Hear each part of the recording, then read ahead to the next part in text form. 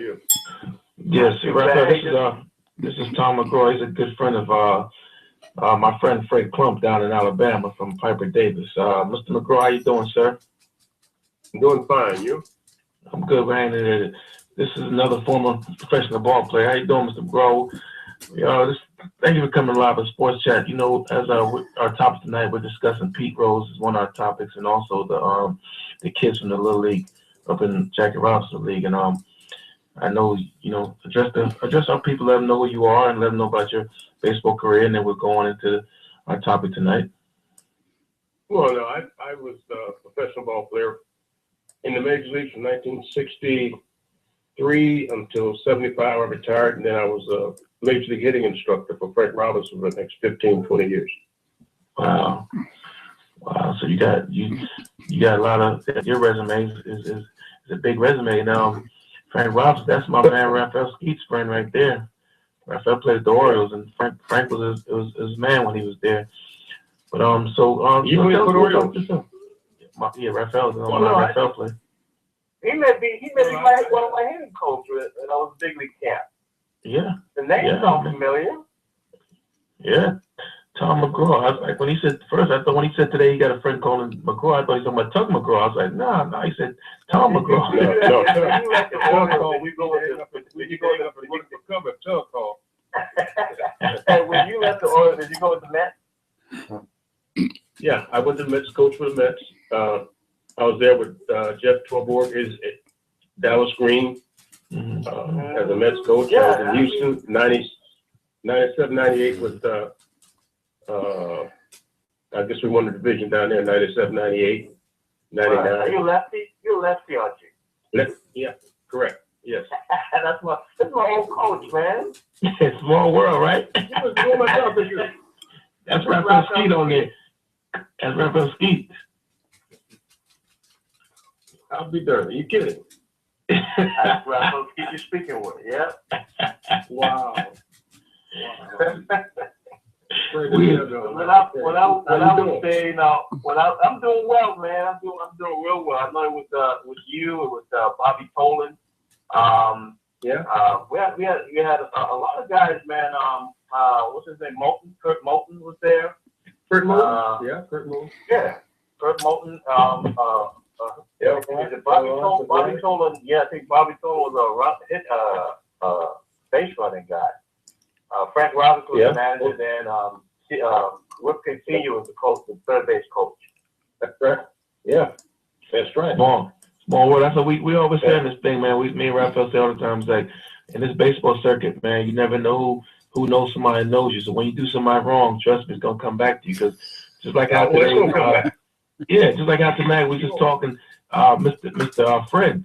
Fred runs the Piper Davis. A couple weeks ago, I met Mr. Fred, and we decided to come on because me and Raphael, we're doing a lot of inner city. I played with the Giants back in the days, and me and Raphael also played together in the Brewers for a little small stint together. So I'm from Jamaica. He's from St. Martin. We've been trying to, work on this Latin international, with the small islands, getting them back involved in baseball, Jamaica, St. Martin. So, and then Fred came along and told us about the Piper Davis, and I was unaware that they had one of the biggest African American circuit going on, inner city circuit, and we decided to help them. We met Mr. Brooks, who's also the chairman. So we've been doing some stuff. So when we decide tonight, we're going to talk about Pete Rose. He said, "Man, I got a guy that can tell you a lot about Pete Rose, man, and somehow you call in." Yeah, and he said he's going to call in tonight. So I mean, like I said, see, Raphael, look, I got a surprise for you. You didn't even know it, huh? Didn't even know, man. Well, Mr. McGraw, good to have you on. And so now that we got you on, I guess we're going to be doing some business with you together. Because like I said, I'm going to be helping Piper Davis, and I know Raphael's going to be pretty much with me. We roll together. So, like I said, I know you got the big thing coming up in July. I told Mr. Fred, I mentioned that July 13th and 18th, they have the big tournament in Birmingham, Alabama, for the Piper Davis organization. So, but go ahead, Raphael, you take over, man. It's your buddy, man. I'll let you handle it, man. You handle the interview, man. You know what the funny thing is that McGraw taught me is from one strike to two strikes is your play. You control that play. That's it. And if you're looking for a ball from the middle to the middle in, and the pitcher threw the ball from the middle out, he even if it's right down the plate, if that's not what you want, don't swing. Sure. So he didn't tell you to argue with the umpire. He didn't teach you that part. When you used to argue with the umpire, he didn't teach you that part, right? That's something you learn on your own, right? That was my own Well, thing. sometimes we have to do He's saying that, so he takes the thing. But he taught me. I'm a good learner, man. And you know, I took that with me. And that year when I was with the big league camp, they had sent me to Double A camp for a little bit. And that same year, they traded me to Milwaukee organization. So you didn't have a long stint with me, but in the big league camp, they with me. You know, I was with you and all that stuff. Right. That was fun days. That's one of the things I remember about when I came over there with Frank. Was at that time we were training down in Miami, and I couldn't see how in the heck they could do a whole spring training in one camp, in one stadium there, the old state there. Right. And you got to give senior Ripken a lot of credit because we got everything done on one field. You know, now guys got complex with 4 and 5 fields on a main diamond. Yeah. The Orioles in their heyday, they were getting it done on one field alone for it. Because they was splitting us up for a while where we had the A team was coming like in the morning and then the B squad coming in the afternoon. So we split it up a little bit. That's right. So it worked out pretty good. Yeah, I mean, I guess like you said, that's something else. Like I said, I know, like you're saying, in Arizona, we had the Giants, we had multiple fields, and you had the split squad. Like you say, you know, we had the main field for the big stadium, then the B squad stayed back at the spring training complex and did certain things. But it had to be a tough challenge, like you said, for you guys taking, you know, all those players and, you know, guys coming in on one time and getting a chance to look at everybody, these bonus babies coming in and, you know, getting all the fair opportunities so they get the chance. So it must have been a tough job you guys had back there, Mr. McGraw. It was really tough. It was a tough job. I mean, you know, when you have guys like Ripken Sr., who's been around forever, you know, certainly until he passed, and Frank, he has some good baseball people in there that knew baseball and had grown up doing baseball. Senior all his life, Frank all his life, and the different guys involved in that. Elrod Hendrickson, he got. So, Elrod, I remember him. Yeah, he was the bullpen coach. Yeah, but he had a lot of knowledge that he could pass on, and like I said, like you listen and you picked up from that. So you were learning as you heard guys go about and talk about how to get it done. And I was just talking to a friend of mine today. That's one of the differences in then and now is that if you take a kid today that's making $5-6 million and you try to tell him how to correct his hitting, he go, "What are you talking about? I make $6 million a year." Right. He don't know how to hit, but he makes $6 million a year, but he doesn't know how to hit, or he doesn't know how to play the game. But if you say, all right, he thinks he's a Hall of Famer. So that's what you're dealing with today if you're a coach. Yeah. You're right. So you know what the thing is about you when you were a hitting instructor, you weren't rowdy, you weren't loud, but just the way you put everything, man. I mean, it was like it's almost like you could take the picture of what you were trying to get across. Because I had instructors like Don Baylor, Dan Oakley, you know, I can go on and on. Yeah. But somehow the way you taught the game was so much. I don't know. Because I was training some kids last Saturday, and a lot of what you taught me as a play is what I was explaining them because you teach well. You teach real well. I like that about you. Well, I appreciate that. That's to me, I think it's one of the gifts that the good Lord gave me, the ability to communicate and people could understand what I say. That's when I knew I could be a hitting instructor back when I retired in '75, and I was offered several different jobs. And I accepted the hitting because I could communicate. And at that time, you know, you had Buddy Bell and Frank Duffy and those guys in Cleveland. That's when I retired in '75. But helping them, and they could understand what I was trying to say to them, and they could carry them to a game. And Hargrove, those guys understood what I was saying, so I knew I could communicate, and that was exciting to me to see a guy take what you say and improve his career and may have a pretty good lifestyle. That was important to me. Yeah. Wow. You have good because in 1 year, Brady from Brady Anderson. traded him from Boston. Brady Anderson, and he didn't hit hardly 10 home runs a year. In 1 year, he hit 40, 45. Let me tell you a story. I was when they introduced Frank, and Orioles had a thing a couple of years ago where they were taking all their quality players, Frank, Brooks, Duke, and they were putting in Palmer, and they were putting statues in the outfield of them, which is a great thing. And Frank and his family invited me down to share that moment with them. So since I have a place up in Virginia, so I just drove down to Baltimore to share this moment with, and I saw Brady. Brady was at the function, and I said, "Hey, come here, I want to talk to you." "Hey, Mac, how you doing?" I said, "Wait a minute. For me, you hit 6 home runs, you hit 7 home runs. I leave, I get fired, and you hit 57, 55, 52. What the heck? What the heck? What did I do to you, man?" He started laughing. "No, Mac, it wasn't you, but we had a good laugh on that place."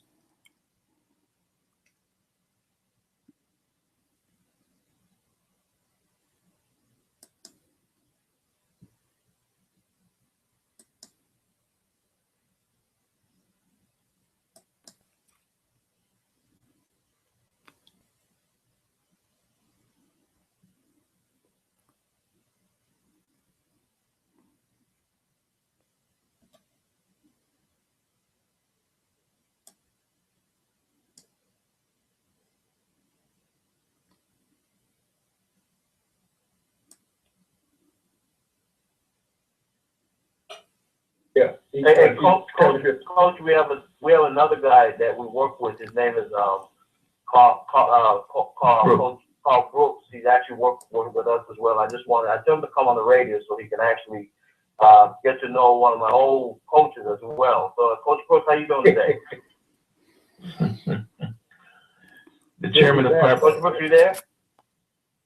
Yes, sir. Yes, sir. How you doing today? I'm doing well, man. I'm doing well. I'm old man, but I had some people that taught me the game. So I had Mr. Gray on the phone line with us. So we were just reminiscing just a tad bit here.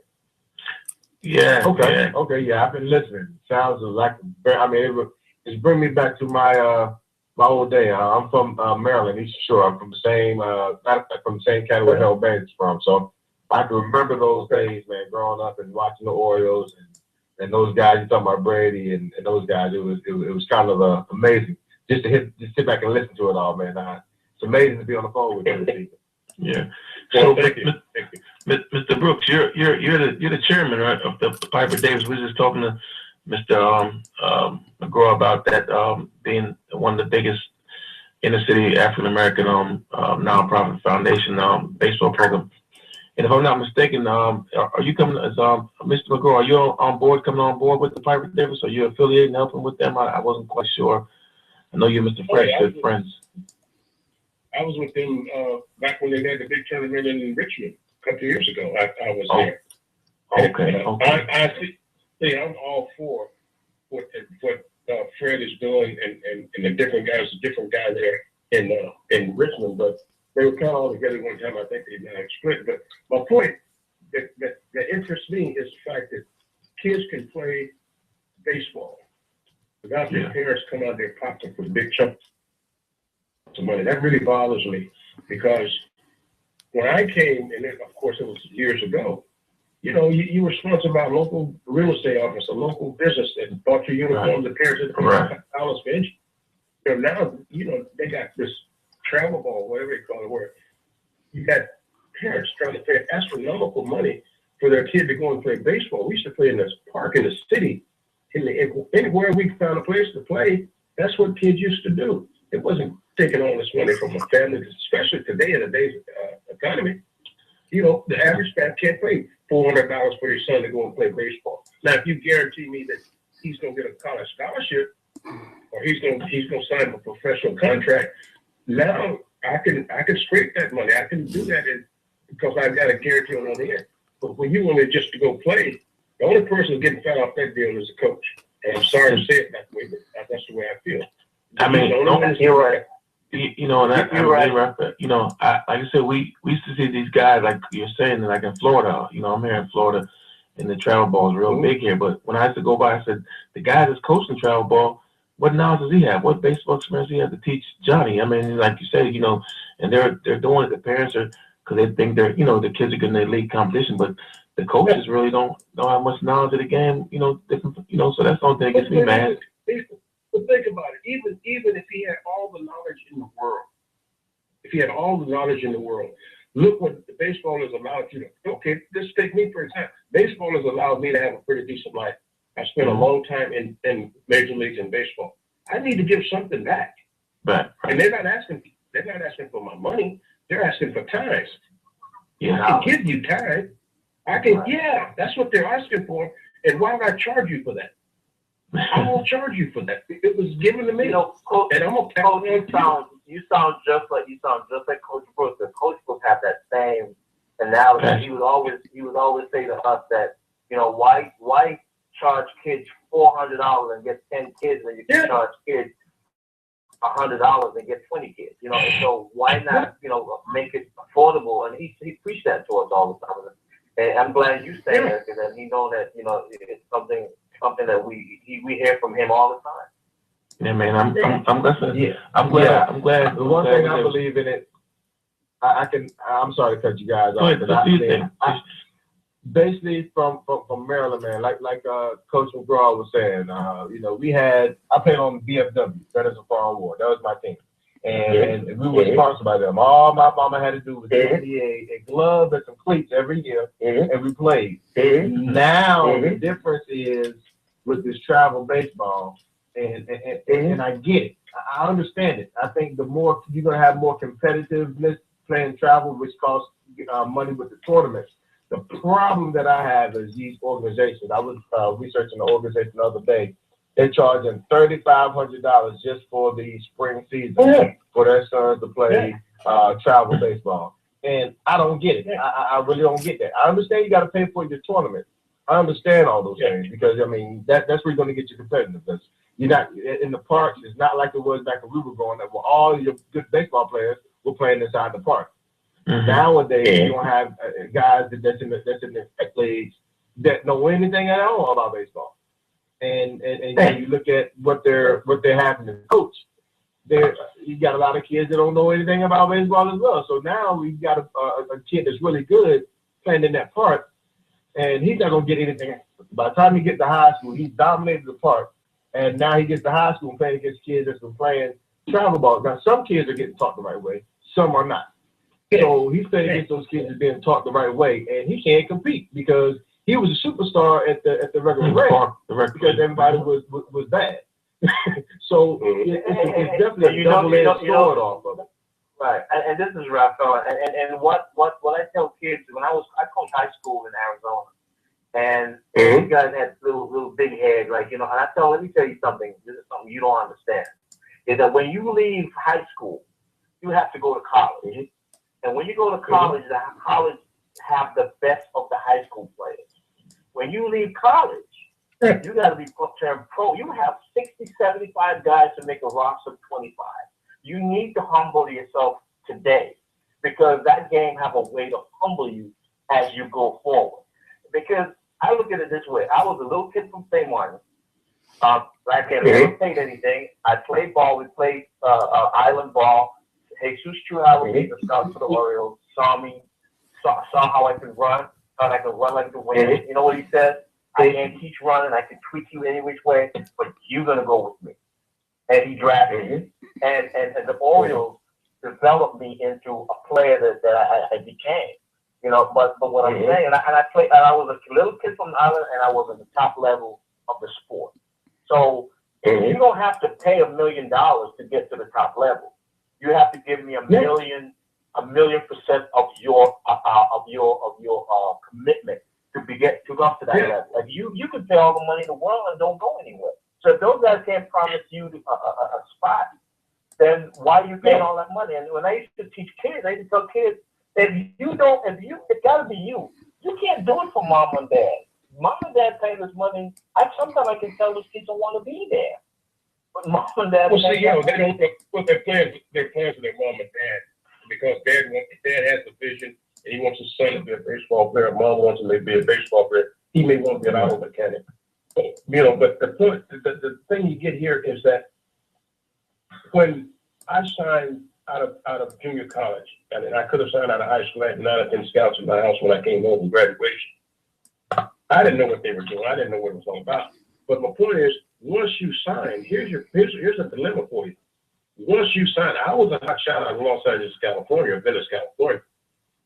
But once you sign a contract, you're not playing against that local guy at that other high school. I'm playing against the guy out of Idaho, the guy out of New Mexico, the guy out of New York, the guy out of Boston. I mean, and you talking about competition getting rough. It'll cut you because I'm a hot shot in California, but I'm playing against every hot shot in the United States. And in the United States, you're right. You're right. You're 100% right. But what we're doing right now, Mr. McCall, Coach McCall, we as the 3 guys that's talking to you right now, we're getting ready. We actually started a post-grad program here in Atlanta, Georgia. And we're trying to help kids who probably didn't thought they got the look to go to high school or junior college. And our job is to make sure we give them what they need to get that look again. And that's what we're doing right now. So I hope we can stay in touch with you and give you a call sometime, man. You can come in and touch them a little bit because you touch me. No problem. You're in Florida now, right? I think Fred said you're in Florida. Yeah, and I'll go up to I got a son in Nashville. He's got 3 boys, so I go through Atlanta, heading up that way, and up through Virginia. So you keep my number, and if I can be of any service to you, just give me a holler. And if I got the time, I'll run on in there. Yeah, I know Mr. Fred. You and Mr. Fred are parties. I know Fred's gonna keep you close link. I know Mr. Weeks was doing. I think he's one of the groups that was involved. I think they branched out to do the ML. What is it now? I think Coach Brooks. No, they're doing something in July as well. Up in Yeah, so I think that's formed. So they're all gonna be doing their thing. But like you're saying, we're talking about Pete Rose tonight, and then we're trying to get on where him being barred for life. And what's your opinion? And you think he should be getting a second chance to get in with this new commissioner? Can you give us your opinion? What you think? Yeah, I'll give you my opinion. Pete and I broke in at the same time, 63, and you don't question. It's not a question when you talk about Pete Rose. It's not a question of his ability to play baseball and execute, and his record proves that. Right. You don't even discuss baseball when you discuss Pete Rose. He's absolutely one of the best hitters that ever played. But the dilemma comes in of what do you throw out to the kids that are playing? The gambling card. And this is just my opinion, even the gambling could be tolerated, but it can't be tolerated if you bet on your own club and you're controlling that club. I think that is the crux of what we're talking about here. He didn't just bet on San Francisco or whatever. He bet on his club. Well, he can control that club. He can control who he puts in there to close the game. He can put who he puts in to pinch hit. And I think that's where the rubber hits the road right there, and that's why you bet on your own club. So there has to be a rule to set down to the kids and stuff that it's not okay. It's not okay to do that. It's a great game. It's at the heart of the game. So you've got to have some hard rules, and betting on your own set allow someone to do that and to say, well, okay, well, we forgive you. What about the next guy? What about the next guy? Coach, do you think he paid his debt to the mistake he made already? You think he paid it because he should be in the Hall of Fame, or you think he should still be ridiculed for what he? I think he should be in the Hall of Fame for his game, what he's done. You said that doesn't have anything to do with it. You're right. So what do you think about the whole thing? You have to separate his baseball from what happened. You cannot deny. There's not one person living on this earth can deny that his baseball stats and what he did in baseball and what he contributed to baseball is way beyond what's necessary to be one of the great Hall of Famers. Right. But on the same, you turn the page, and it cannot be denied that when you bet on your own ball club, you've crossed the line. There's two pages here. One is his baseball ability, the other one is that he gambled on his own ball club. And I don't want my son or my grandson or something like that to think that he can do that and get away with it. Coach, this is D. Let me ask you a question. The point you just brought out, I never looked at that aspect. I mean, I know as far as betting, because I told Raphael, I mean, his era was a little before this big thing with Vegas. Now look at the Super Bowl. I bet you Belichick, and I bet you the guy, the quarterback, and I'm quite sure lately people bet on their games. They bet on Because I mean, it's a big thing now. Vegas is a bookie. You bet. I mean, back then when Pete did it, it probably wasn't as big. But don't you believe that nowadays a lot of guys are betting on their games as well? I mean, the guy at quarterback. You don't think there's betting going on now? You may find a player that bet on the game. I don't think you'll find any, any professional coach that will bet on the game because it means too much to them as a manager or coach of a professional team. That's a sacred responsibility. You've got to, not just to your team, but to the country, to everybody that want to play that game, that appreciate that game. So that's the difference to me. Yeah, that's right, Coach. But Coach, you know what? This Rafael again, man. It's just cardinal rule. It's like being 5 or 6 runs up and stealing second base. It's a cardinal. It's not a written rule, but it's a rule that you just can't do. It's a moral rule that you don't do it. And I agree with you. I don't think coaches, because it's more detectable right now if you bet on your game right now rather than back in those days. But again, I think they should. Why not put him in the Hall of Fame with an asterisk? Put an asterisk on his Hall of Fame there. I mean, at least he's there. I just think that with this is because of whatever it may be. It's the same thing with we were talking last week about Barry Bonds. No one, the government couldn't prove anything about Barry Bonds, but there's so much of those writers and stuff are still holding it personal about Barry Bonds because they probably didn't like the way he spoke to them in the media when they wanted it. He wasn't accessible to them. But don't hold it personal. This guy. I don't care how much. Go ahead. Let me say this here real quick. You talk about the personal stuff with the writers and stuff. And one day we were in Lakeland going to play the Tigers, and I got to the park early. And there's a writer there, and he was talking, and we were talking about Hall of Fame. And the words that came out of his mouth was, "I'm not going to vote for Eddie Murray." I almost called him. I said, "What do you mean you're not going to vote for Eddie Murray?" I said, "What about Eddie Murray playing that you don't like? He's got all the stats. Greatest switcher, got all the stuff, played on championship team, did everything. He says, well, it's the way he talks to the media and the way he don't talk to this guy. That's got nothing to do with his playing ability. Right. Nothing to do with that has nothing to do with his playing ability. When he crossed the line, produced. He did. He produced. Eddie Murray is one of the nicest person you could ever meet. He's a team player. And I'll tell you, when I was with the Oilers organization before I got to the big league camp, I was in the minor league, and they used to come and get me. Well, not get me. They'll tell me, hey, when you finish working out with the minor league club, take a shower, catch a bus, and you're gonna go down to the big league club to infield, hit, do whatever. I didn't play, but I was, a part of the team. Right. And I was in the outfield one day, and Eddie Murray and Cal Ripken came. One was on my left hand side, one on the right hand side. They were just making fun of me. And Cal Ripken said, "Oh, so you were that fast guy, that prospect they're talking about?" I think so. He said, "Let me see your cleats." And I lift my cleats up, and I'm the minor league, so I don't have the cleats these guys that every day they can change cleats. Right. And Eddie Murray and him start laughing. They go, "Do you imagine if you really had cleats, how fast you really could be?"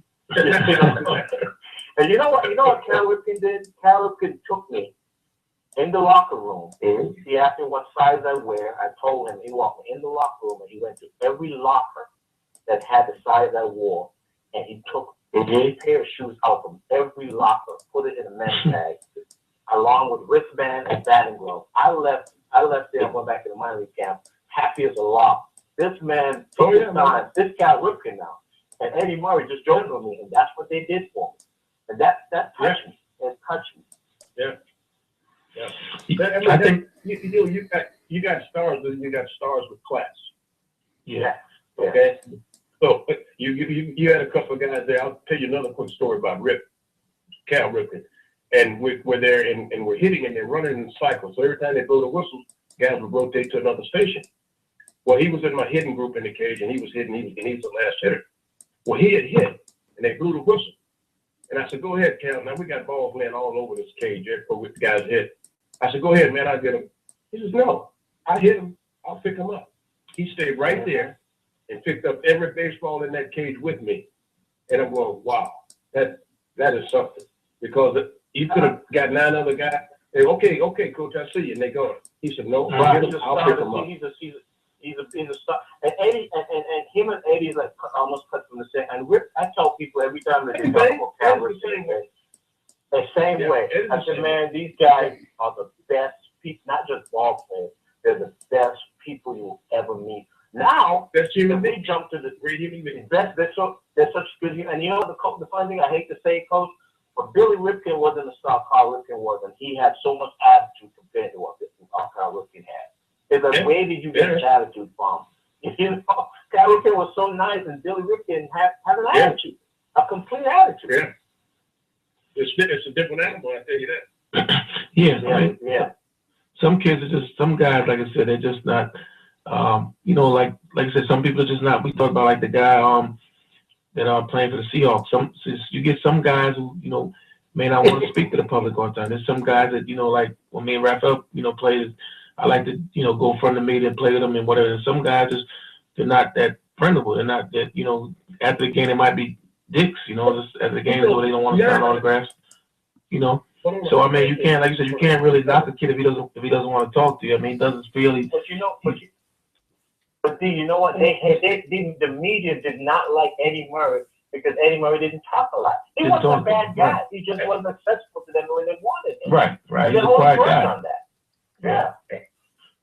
But sometimes with guys, when you find a guy that's been burnt by the media, that where they add their own, you start talking to them about something. Then when you read the story, they've added their end to you, and it's looked like to the fans it's something you said. Well, they're burning you right here. They're using you to get their thing across. Well, once that happens to you, then the flag comes up. You know, so I don't know if you're gonna do that to me or not. So the best way to do it is I'll just back off. All don't say nothing. Right. I think that's Marshawn Lynch's thing he was saying too, that they, you know, in the past. So that's why he avoids media. Don't even say anything to him to get him to that point. You know, and I mean, and when you know a guy doesn't speak to the media much, then I think, you know, they should leave him alone. They shouldn't keep bothering him. I remember that year when the Orioles went 0-21. I think Eddie said something. It wasn't any something bad.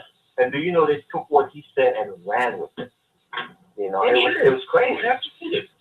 Absolutely. Well, they're trying to sell newspapers, and they'll use a guy like a professional athlete to sound their voice. Not all writers, but a lot of them will do that. And so, you know, I guess, again, the best way that those guys figure to handle it is I won't say anything to you. And my theory was always that I'll tell you the truth. You do what you want to do with it. And that's up to you. I'm not going to sidestep anything. I'll just tell you what I truly believe, and you go ahead and do what you got to do. Wow. So, Coach, what you got going on now since you're retired? You taking these down South Florida. What's on the agenda now? What do you? I got a couple of projects that I'm working on. Hopefully I can get it done. Hopefully by spring training, a little before it's over. It'll be interesting. I'll call you back and let you know. I can give you all this. But we're down the road on it now. I'm creating some characters that'll play baseball. And, we're gonna try to run it through the commissioner's office and stuff. And we're pretty much on the road. I just have to talk to the guys today. So.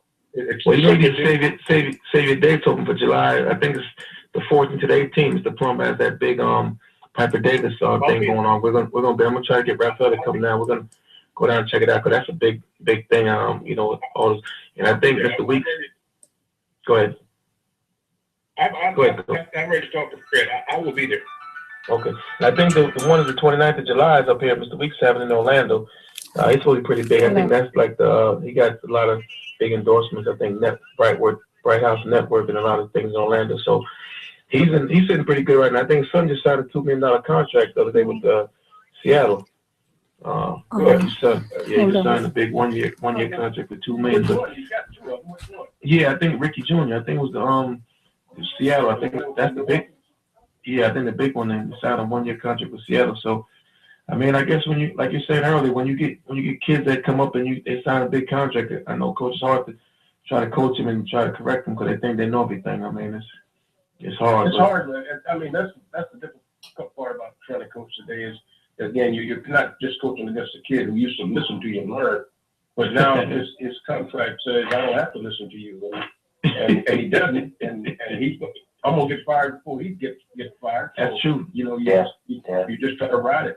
So. The most big. Well, Coach, before you go, one more question. Me and Raphael, we was debating back and forth. What do you think about the kids in Jackie Robinson up there in Chicago? What do you think should be done to that situation? That's unbelievable. You leave those kids alone. They Yeah. haven't done anything wrong. They went out and played and won. That's it. I mean, it's what is that? They played and they won, and they played great. But all those teams played great. Yeah. I mean, I watched that thing all the way through, and I don't normally do that, but I saw some exciting stuff in that World Series, man. Really? And those guys played. Yes, it was awesome. Coach, you don't think them to do what they're doing? Coach, You always since they pulled the title from them, I think they're going to give them that ring still. They're still going to give them the championship ring. That's what the news media was trying to was actually reporting, that they pulled the title from them, but they're not going to take their ring away from them, because those guys won it. They won it. They won it fair and square. In their mind, they played. They didn't cheat anybody. I mean, it's amazing, man. But hey, I hate to say it like this, but we're gonna always have uphill battle, guys. That's just who it is.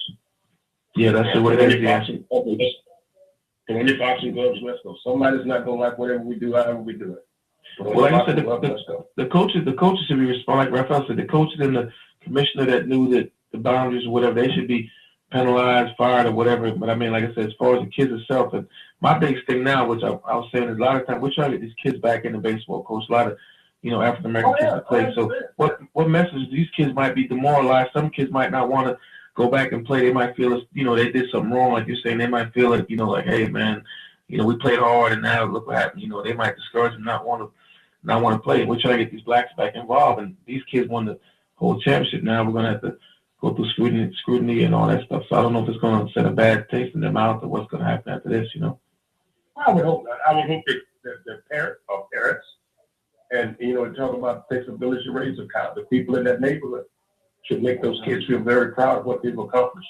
And that's somebody don't know. It's just like the guys coming back from over in Afghanistan and stuff. When you pass them on the street, that military, you thank them for what they've done.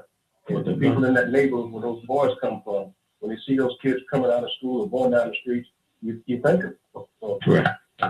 You're right. A great job. You're right. That's a long way. Yeah. Well, like I said, I did tell Mr. Fred we're going to mention it. Go to that PiperDavis.org website. If you want to register for that tournament in July. We've got a lot of kids coming in.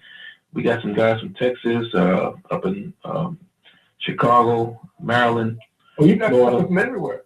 Yeah, so it should be. I'm looking forward. Yeah, Vegas, Nevada. Yeah, I'm looking forward to it. Like I said, Yeah. And like I said, I got a youth foundation, Andrew Dixon Foundation, which we're helping Jamaica. We're developing kids in Jamaica. So I mean, I definitely could take, would love your help sometime, Coach, when you're free. Check your schedule, come down to Jamaica, and show some of these kids. Look, man, if you're helping kids play baseball, I mean, I don't know nothing about the rest of these sports, but about baseball, and you need help in anything, Coach, I'm there, okay? Yes, All I need is give me a couple of days notice of what you got planned, and we'll work it out. Yeah, just get your passport up today, Coach. You got your passport. Coach can passport. work with me. He can work with anybody. Anybody, right? Yeah. Yeah. Hey, too bad we got none of those videos to show Coach. Too bad we got those videos to show Coach when you look at the umpire says something, you want to open your mouth up and yell at the umpire, and then you say, I didn't say nothing. He said, you know what you said, you just open your mouth. I said, Coach, I said on the dugout one time, Raphael he did something to the umpire. He said strike, and Raphael said he opened his mouth like he was trying to say something. He just kept flapping his mouth. The guy just said, man, threw him out. I said, what did you say? All I did was just open my mouth. He said, yeah, I guess he knew it was coming out your mouth, so he just threw you out the game. You know what the umpire told me? He said, Keith, I don't care what you tell me, but keep your head down. Talk with your head down. Yeah. Play with the dirt. That's right. Call me any name you want to call me, but keep your head down. Don't let I don't want the fans to know that you're talking to me. Yeah. That's right. That's right. That is, you talking about an unwritten rule that is really, you adhere to that, is if you argue with, I know major leagues and certain minor leagues, is the one thing you don't turn around and start And yelling. show 'em up. Yeah. Don't do that. Just like you said, next time get some dirt, rub your hands together, and do what you got to do, but don't look back at him. And you good. Nobody knows you him to catch it. Exactly. Say whatever you have to say, but don't look up at me. Don't let the fans see you yelling at me because I'm gonna throw you out. Sit down, do everything. I'm gonna give you guys one more. I'm gonna get out of here. And I was playing with Washington in 1971, and Emmett Ashford was the umpire at first base. You know Emmett Ashford is the first black umpire. Wow. I'm running down the first Craig, base. isn't it Craig? And no, it was Emmett Ashford. Oh, okay. And There's our Black History Moment right there, Raphael. First black umpire. Emmett Ashford. That was the name. But I'm running first base, and I'm across first base maybe by a step and a half. And he calls me out. Well, I take my helmet and flip it up in the air. He said, "Matt, if that helmet hit the ground, you're gone. You should have saw me scrambling trying to get that helmet." Hey, he mentioned too. He mentioned. But I had to laugh because he was calm. He's like, "That helmet hit the ground, you gone." And man, I'm diving, scrambling through dirt trying to catch that damn helmet. And of course, I missed it. And he kicked my butt right out of the game. I laughed. Wow. You You did? did? You Wow. Man, they got that Man, moment. Coach, it's so much a pleasure just hearing your voice, man. And I definitely want to meet with you when we go to Alabama. It's so much a pleasure. Definitely, Coach. We definitely get with you, man. I'll be with you. I'll be there. All right. Good Lord. Thank you again, Coach. All right. All right. man. Thanks for coming, man. Have a beautiful evening. All right. Man, look at that, man. Like I said, it's baseball circuit, small world, huh, Raphael? One of your old coaches, man. Well, when he said his name, I'm like, wait a minute, is he a lefty? And this man coached me when I was in the big league with the Orioles. He was my hitting instructor. What an instructor, man. I remember when at his tutelage, I was facing. I don't know if you remember David Cole. Yeah. He was with the Mets, and we played the Mets in the spring training, man. And I went 3 for 4 off David Cole. Mike Dykstra was going off the wall trying to catch the ball off my bat. I mean, I was just shocked, to be honest with you. I felt like I was in a different world because the way he taught me, he was like telling me, you know what, no matter where the ball is, either it's a strike or a ball or whatever, wherever you want that pitch, that's where you're going to look for it. Right. The Empire called a strike, and he said, when you take it, don't take it as if you were shocked. Take it as if I expected that. And then he showed a picture of David Cole. I was taking him off the wall. You know, I ain't a homer, but double there, triple there, baby. Yeah. Just by him telling me how it worked, And I was this week. I got an email from a young gentleman from the Netherlands, from Holland. Wow. It's weird because he asked me. He said he's from Holland and he wants to collect baseball cards from all the Netherlands Dutch athletes, ball players. baseball players. Okay. Yeah, the Dutch athletes, and I communicated with him. My name is the address that I have is Arno van der Breken. Hey, if you listen to the radio today, hey, send those players' card. I'll sign them and send them back to you. To be honest with you, I didn't even know that we had. I know we were worldwide, but it actually was shocking to me that we still had some people in Holland listen to our show, man. So we are broad. We are very broad. Wow. That's another good touch to Dr. E. Dr. E, she said we all over the world. So now we see that she's telling the truth. I mean, the Netherlands, you got, England, Canada. We only know those main places. But like I said, Raphael got somebody from, so if you're out there, wherever you are, dial it at 661-467-2407. Let us know what's on your mind. Hey, contact Raphael, speak to him. Let us know what's going on. And like I said, we didn't get our Black History Moment, but like I said, he just. And we did. Umpire. First Black Empire. So we got that. You mentioned that. Hey, and tomorrow, not only that, tomorrow is going to be a full schedule, man, for basketball after the All-Star break. We have a lot of games tomorrow. We have Magic playing the Pelicans. We have the Heat playing the Knicks. Before we even continue, I read that the Knicks actually going to sit Carmelo for the rest of the season. That's their plan. Yeah. Like I said, I watched the All-Star game. I went to my basketball. I wanted to mention that too. I really sat and watched all All-Star games. It's been the first time since when Magic retired. I never really watched a lot of these All-Star games. I then watched the Jordan and Kobe. But this one I watched, man, it was up and down shooting, and it was very competitive game. It was 83-83 at one time. It was scored like 165 to 169. It was a very good game. Russell Westbrook took the honors of the MVP.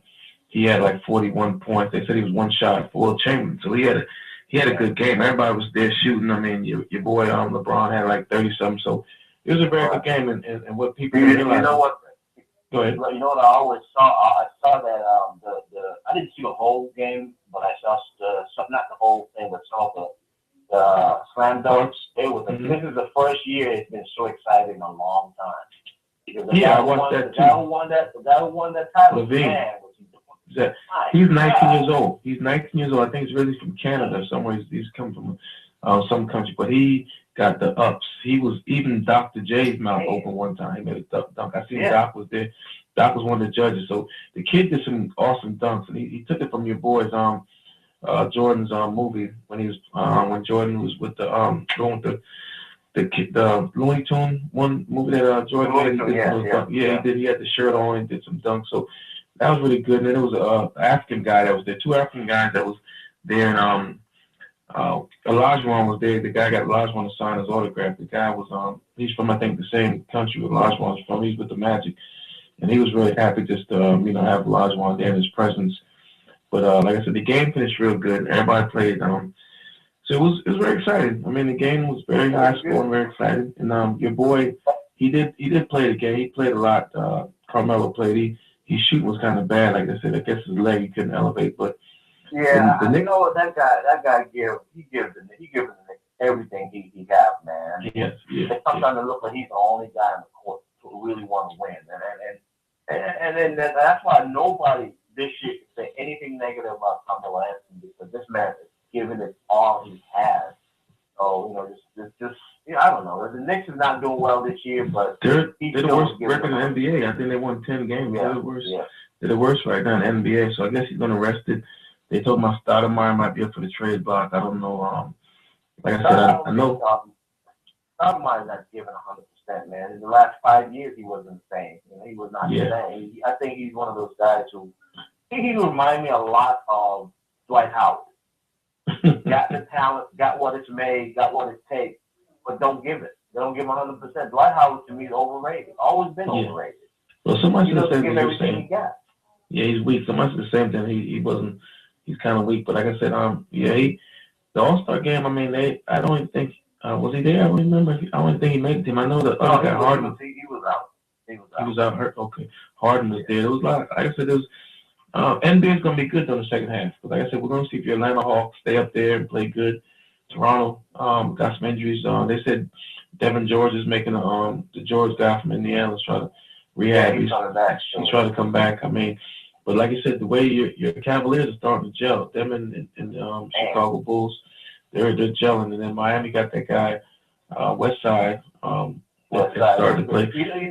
You know the funny thing about Cavaliers is that everybody was talking about LeBron James has to be, it's really not LeBron James is the one that has to gel. It was more Kevin Love has to gel. And he's gelling now. I think he's part of the whole equation of what the team is about. You needed him. And man, since he started shooting the ball like the old Kevin Love and doing what he has to do, it's so much that the Cavaliers now is on his feet right now. But they picked up a key player over that center they got. That center helped them. They got a big man in the middle, that big foreign guy, center. But that really helped a lot. He came from Denver, wasn't it? I think he was somewhere, they picked him up, right? That was a good.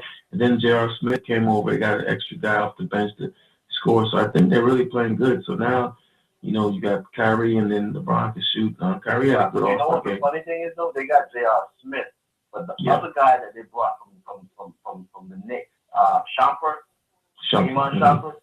He's a defensive, energetic player. Right. He comes in with the energy, and so it was I got to give the GM credit because he put a good mix of players. And sometimes when it happened, everyone was like, "Why him?" and "Why him?" He know why, and you could tell that the players are gelling with each other.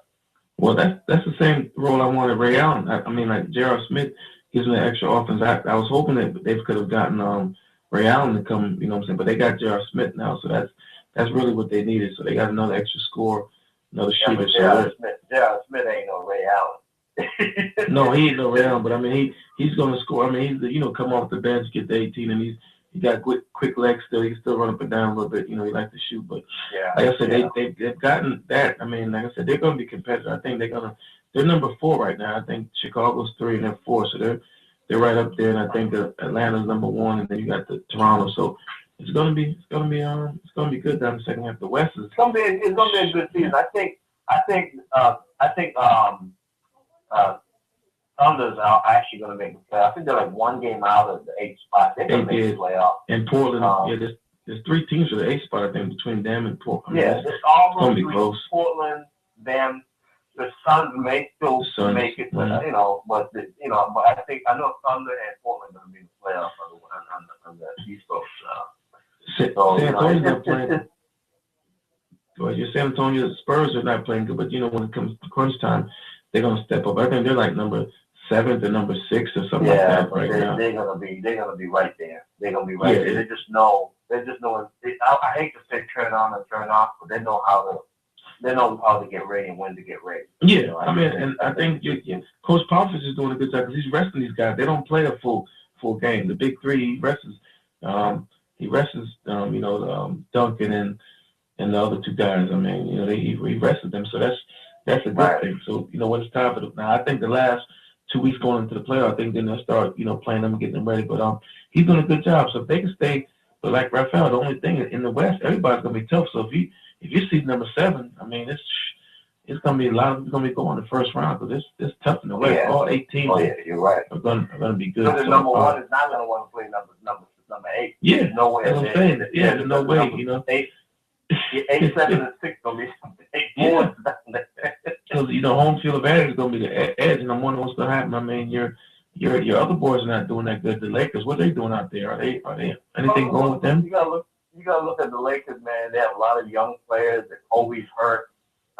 What they can do now, I think they have the coach in place, which is Byron Scott. Let him stay where he's at. Let him work with these young kids right now, and the offseason bring in 1 or 2 veteran players. Kobe's going to come back. Just don't let Kobe be the guy to carry the team. Okay, just let Kobe be the guy to be that extra. Right. If Kobe going to carry the team and he gets hurt, then it's trouble again. If Kobe come in the field and the court, give him the ball. Let him do what he got to do. But if he sit down, you have somebody else that can carry the team. So in case of anything happens, you still got the team is still. And I think they got the right coach. They got the right coach. Byron Scott. Are they going to retire? Are they going to retire the white guy? What's his name? The guard that the assist leader, the guy that they got that was hurt last year. He hasn't played yet. He stopped with Steve Nash. He hasn't played yet. Steve Nash. Hurt. He's still hurt. Steve Nash hurt. No, I don't think he played this year. So even if he comes back next year for 1 more year, that would give the whoever, because they don't have a point guard right now that can carry it. That can say hold the helm and say, "This is the guy. This is going to be my point guard." There's a young kid that they have. Yeah, young kid out there. Looks good. Looks good. Yeah, I seen him. But if he's ready yet to carry the team, we don't know. I don't think he's ready yet. Yeah. 1 year, I think 1 more year and 1 year under Steve Nash could be that turning point for him to take the team over. The year after next season. So sometimes some people think they're ready to do it, but they're not.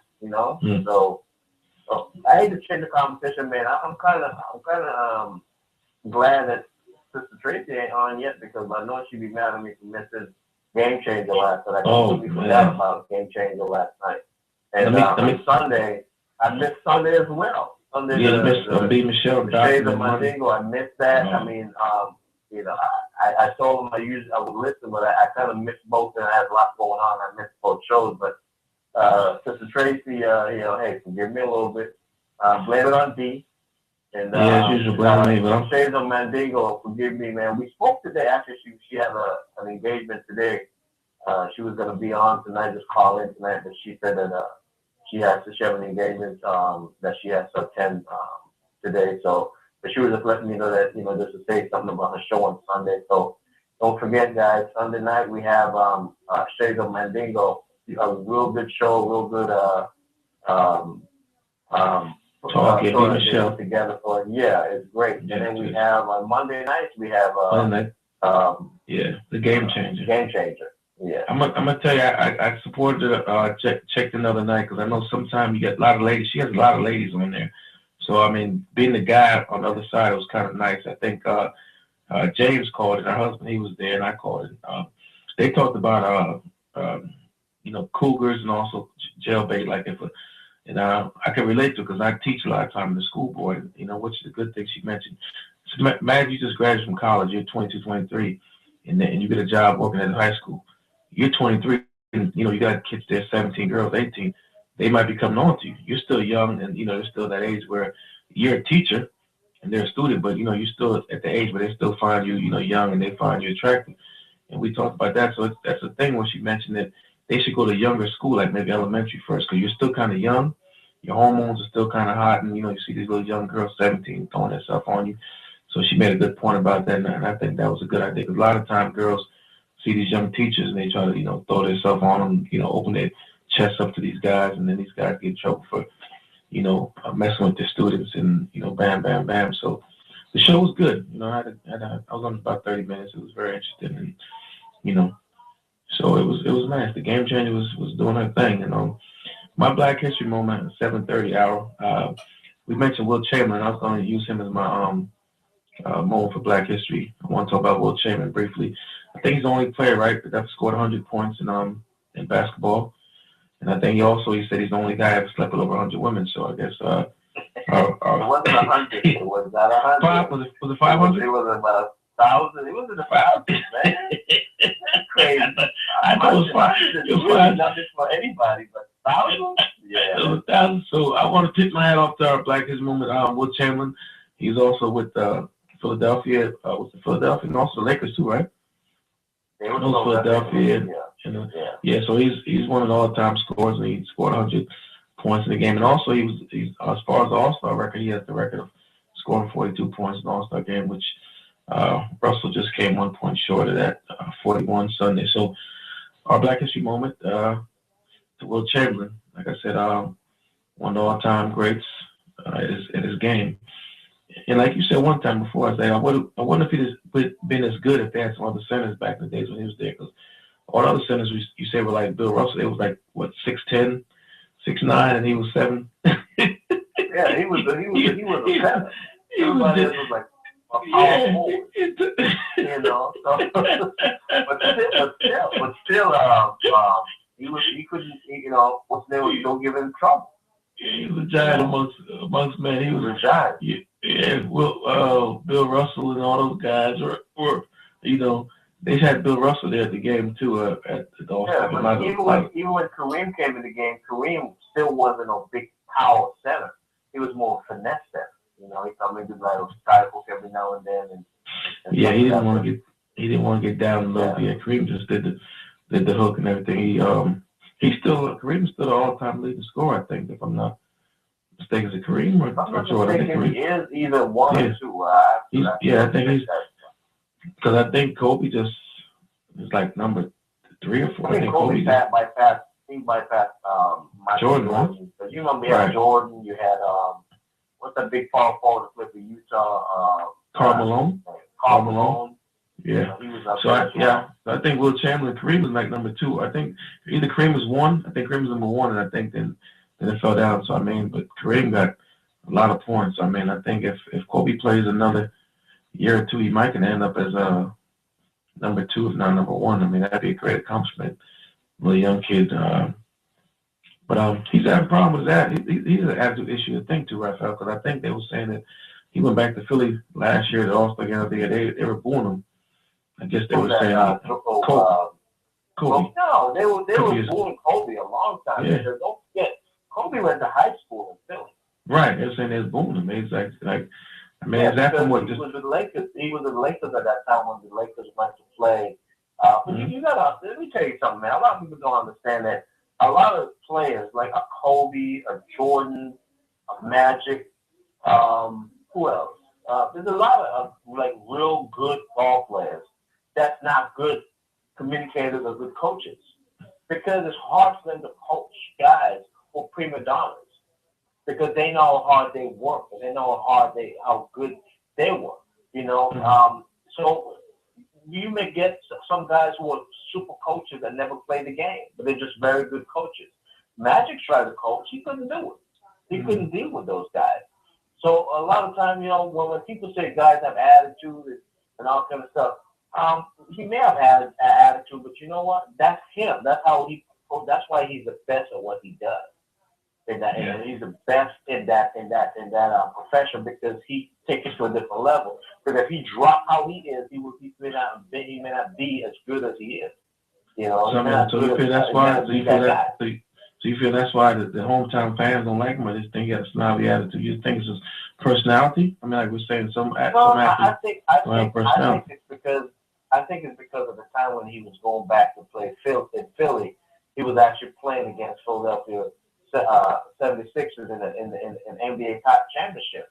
When I think they beat him that year. Kobe, they didn't like Kobe at that time because he's from Philly, but they booed him in high school. Mm-hmm. Yeah, they're gonna boo him, but I think it's not as bad as people think it is. Some people talk about his attitude now. Because I'm thinking his arrogant attitude. You know how Kobe is, and he's not a very he's not a mellow around people. His little arrogant attitude. So I was thinking that maybe the Philly hometown fans, Philly was just booing him because of the way he carried himself.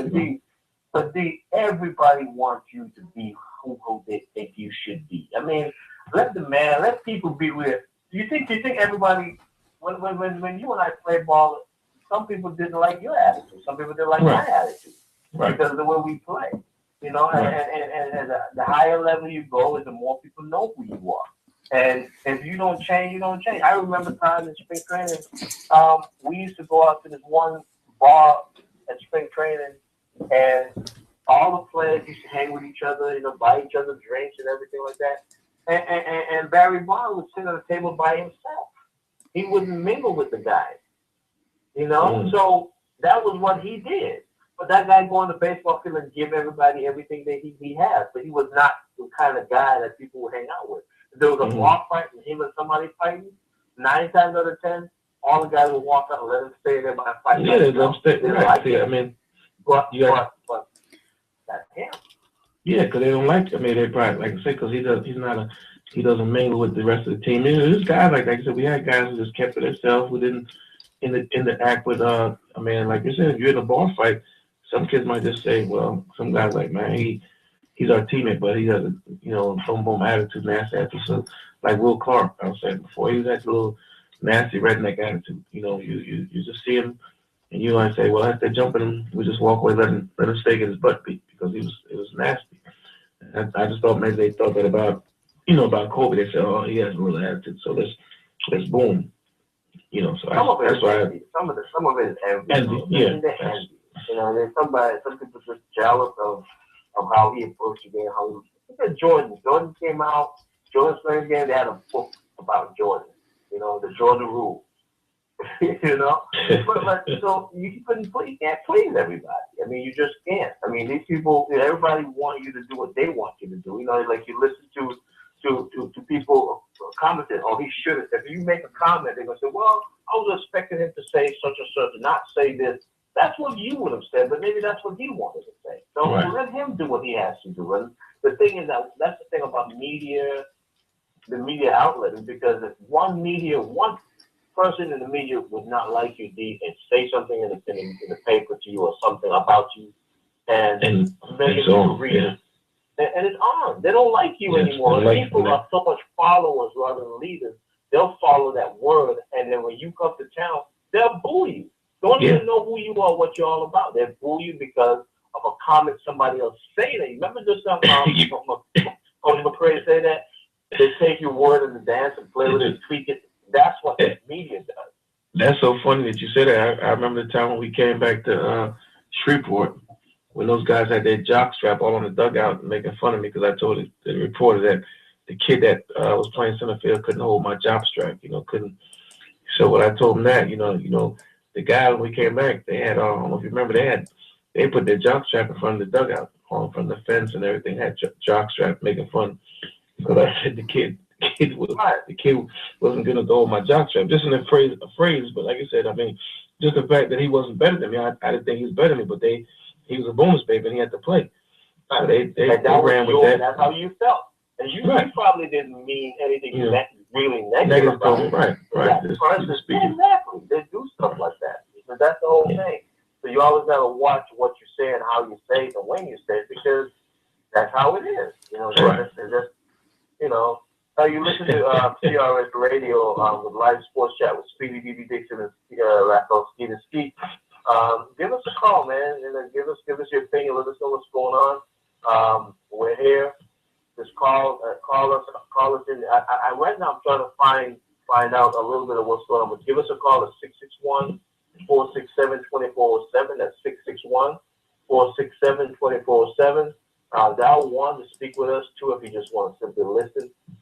We're actually here talking. If you want to give your opinion about the Pete Rose situation, about is it did he pay his dues? Should he be in the Hall of Fame? And we're talking about a little bit of everything. And we were just talking with Coach McCray from the Baltimore Orioles and the New York Mets. We're talking about everything, man. We're trying to get anything you have that you want to talk about. Give us a call, and let's hear your opinion. I got something for you. I was reading about A-Rod. A-Rod's back in the media. He had media day, and they're saying that he should stop making a circus and apologize. But I mean, to my knowledge, I mean, what is he said it a whole year because he stood up for what he believed in. So I'm just trying to figure out, what does he got to apologize for? What they want him to apologize for when the guy actually never failed a drug test? I mean, he admitted that he used it years ago, whatever. So I mean, I don't know if you've seen it, but they had something they were saying about media day. A-Rod should he's apologizing. He wants to get sympathetic from the people or whatever, people in New York and baseball in general. But there's other guys that use steroids that got suspended 2 times, at different times, but I don't see nobody apologize for anything. I mean, so why they, coming off on him to make to apologize? I mean, you know what I'm saying? I don't understand that point, Raph. I don't see what they're talking about. And I agree with you 200%. Let me tell you what happened. He actually got on the media yesterday, and he read a handwritten statement about him saying he's sorry he put the fans through what he have to put them through, blah blah blah. Mm-hmm. And guess what they end up saying behind that? Oh, he should have said it in front of the media. It should have been a handwritten. It should have been. They wanted to apologize. He put it on paper and let them read it to the newspaper. He didn't come out and say it, but he wrote it.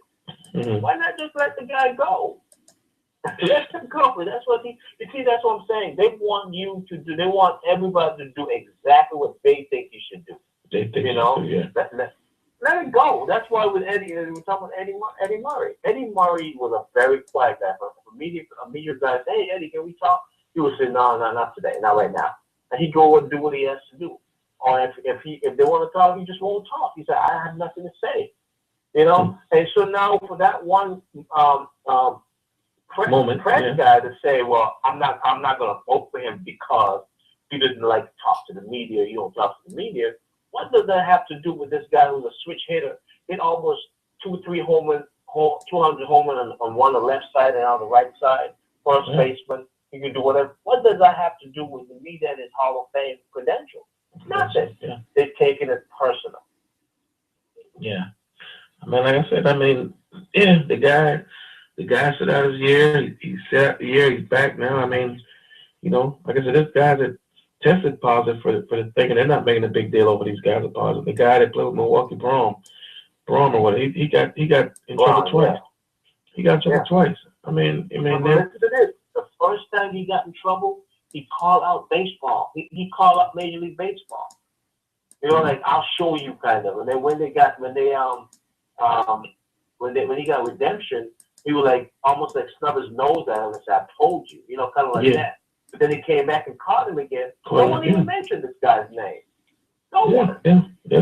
But the commissioner stepped down, right? Because A-Rod was calling the commissioner out to testify. He didn't even want to testify because he was saying it was like a lot of allegations because he never actually failed the test, and they was just trying to use him as a scapegoat, to say about the steroids. And Another thing a gentleman asked me on the other day, which I'm going to think, is there anybody you think is going to be inducted into the Hall of Fame that has any kind of steroid allegation? You got to think that real quick. And, I think so. You think somebody? So. Mm-hmm. I mean, I'll tell you why. Because they're going to have a lot of their babies that was questioned about steroids.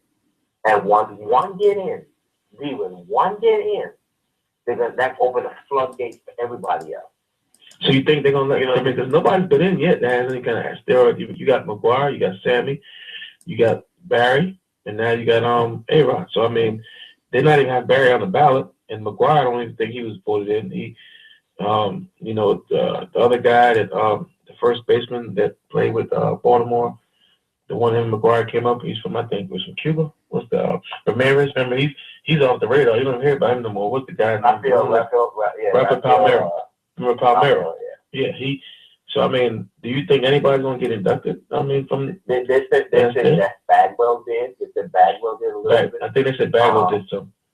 Right. Yeah. They're gonna let somebody in, and when they let that person who was their darling, when that darling of media get in, it's gonna open the floodgate for everybody. They're gonna say if he gets in, everybody else should.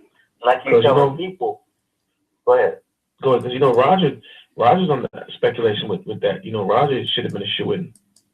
Remember the syringe now, and I mean, just with him and St. John Barry. So I mean, when Roger, they said the guy had the socks and had the sock with the syringe still for years and years. That they said Roger Clemens had the. So I'm just wondering. I mean, there's a lot of guys with some kind of speculation that's going to be questioned. I think Canseco was one of those guys who felt as if once he stopped playing ball, he would be forgotten. And for him to stay relevant in the baseball world, he stirred a whole steroid thing up. He's the one that stirred it. He started it. Yeah, he started. Yeah, I'm not saying it's right. These guys think, but I'm saying, if you take steroids and you go to play and you hit 50 home runs, do you think a guy who works a 9-to-5 job takes steroids and still hit 50 home runs? No, he cannot hit that ball. He can't see the iron hand coordination is no good. You are athlete, so and a lot of times I'm telling you, I personally think a lot of these steroids, so-called steroids, wasn't to cheat the game. It was to cure. It was to get better. It was to get not better, but to heal faster. Because you know how hard it is to get to that point, and it's even harder to stay there. And a lot of these guys did what they did when they get a sprained ankle or pull hamstring, it make them get back to the game. It wasn't really, these guys didn't do it to cheat. They did it to come back faster. And I think what happened, and maybe, like I tell you, when Canseco won the Rookie of the Year, before he won the Rookie of the Year, none of the organizations wanted us to lift weights. They were telling us it would make you bulky, it make you too tight, you can't throw the ball, you can't do this, you can't do that. Canseco came out, Rookie of the Year, stealing all kinds of bases, hitting home runs and everything. It was a kind of buzz. McGuire came out bigger than Canseco was. Did the same thing. Guess what every team started doing? Well, I don't know every team. The team I was with, the organization I was with, when I was in St. Martin, I got a routine sent to me. Start lifting weights, lift weights from this day to that day. They start telling me, they sent me a breakfast, a dinner, a lunch. They sent me the whole menu of how I should start doing myself. And then when we got in spring training, and even when we started going to the season, when we go to hotels, we have to go down and work out and write down the time we did it, how much we did, all that stuff. I don't know if you guys did it with the Giants organization. The Orioles organization did that with us. That's right after those 2 years of rookies. Boy, when they came out, those boys made everything change though, because the Bash Brothers, as they call themselves. Don't forget, there was three Rookie of the Year came out back to back. So McGuire and Canseco came out, right? Was that McGuire and Canseco, and then I cannot remember the shortstop name. It was a shortstop. Oh, the one that he's from the island, wasn't he? From like Dominica or something? No. Not that one? Oh, not the one. Okay. Nope. Matter of fact, as you can continue talking, Walt Weiss. That's it. Walt Weiss? Walt Weiss got Rookie of the Year? Weiss won Rookie of the Year. Yes, he did. With the Oakland A's. Mm. So 3 years in a row. Walt Weiss. So yeah, they had it going on then. Like I said, the Bash brothers, they doing the 30-30 stolen base, home runs. They was on the roll then. Yeah, Dave Anderson. Dave Anderson, he was a big kid too. He was a big guy. Yeah, Dave was over there. Mm-hmm. Yeah. There was some big guys. The Park was not Park. Did Don Baylor with them at that time? I'm not sure. I think he was on his way out. But that's that like sold had a nice black team out there, a bunch of guys, and they had them two big the Bash boys. But like I said, but then you had another dude that went over there and got caught with steroid too. The one that started G went to the Yankees, played first with Giambi. Remember Giambi had some steroid issues? Giambi, yeah. Giambi, no one talk about him. You know? Yeah, nobody told him. Like him like they talk about him. He's like he disappeared. You know. Right. They even said what his name was part of it, not part of it, but he was doing it as well. Robin Young. They even blamed him for a little bit of it. You know? Really? Wow. Yeah, they did. The poster child, Robin Young. Yeah, he was.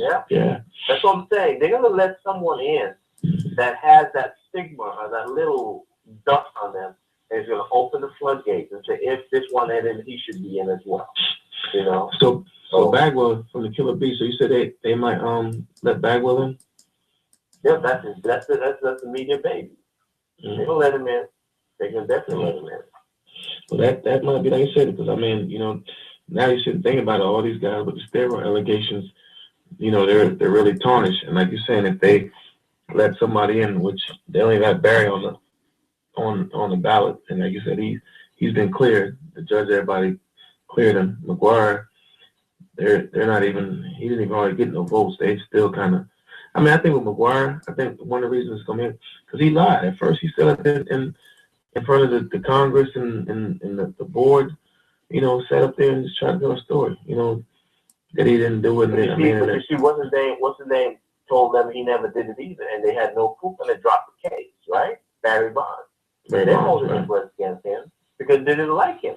They didn't like Barry Bonds at all. They didn't like the fact. And see, a lot of people got to understand, like we would go back to the fact of Kobe Bryant, Barry Bonds.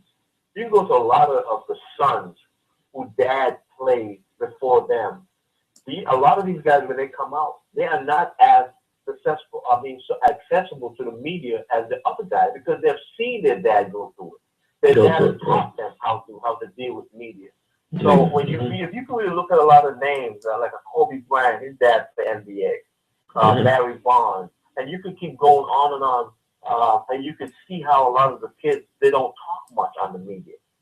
They don't talk much to the media. They just kind of be slowly handling stuff because their dads know.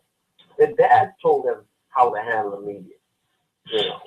Well, I mean, there's one guy that I played against that I think that should be in Hall of Fame. I think next year he's eligible, which is Griffey Jr., who never had any allocations with, you know, any kind of law or any kind of steroids, which, I mean, he should be a shoo-in, I would think, when he comes up on the ballot next year. Huh? He should be. Yeah. I think he should be a shoo-in. He should be a first. He should be first time. Hall of Fame. Yeah, he should be.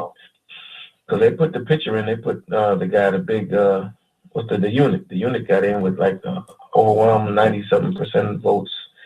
First time, you know, on the ballot, the big unit, he got in like with no ands or ifs about it. But he was a phenom though.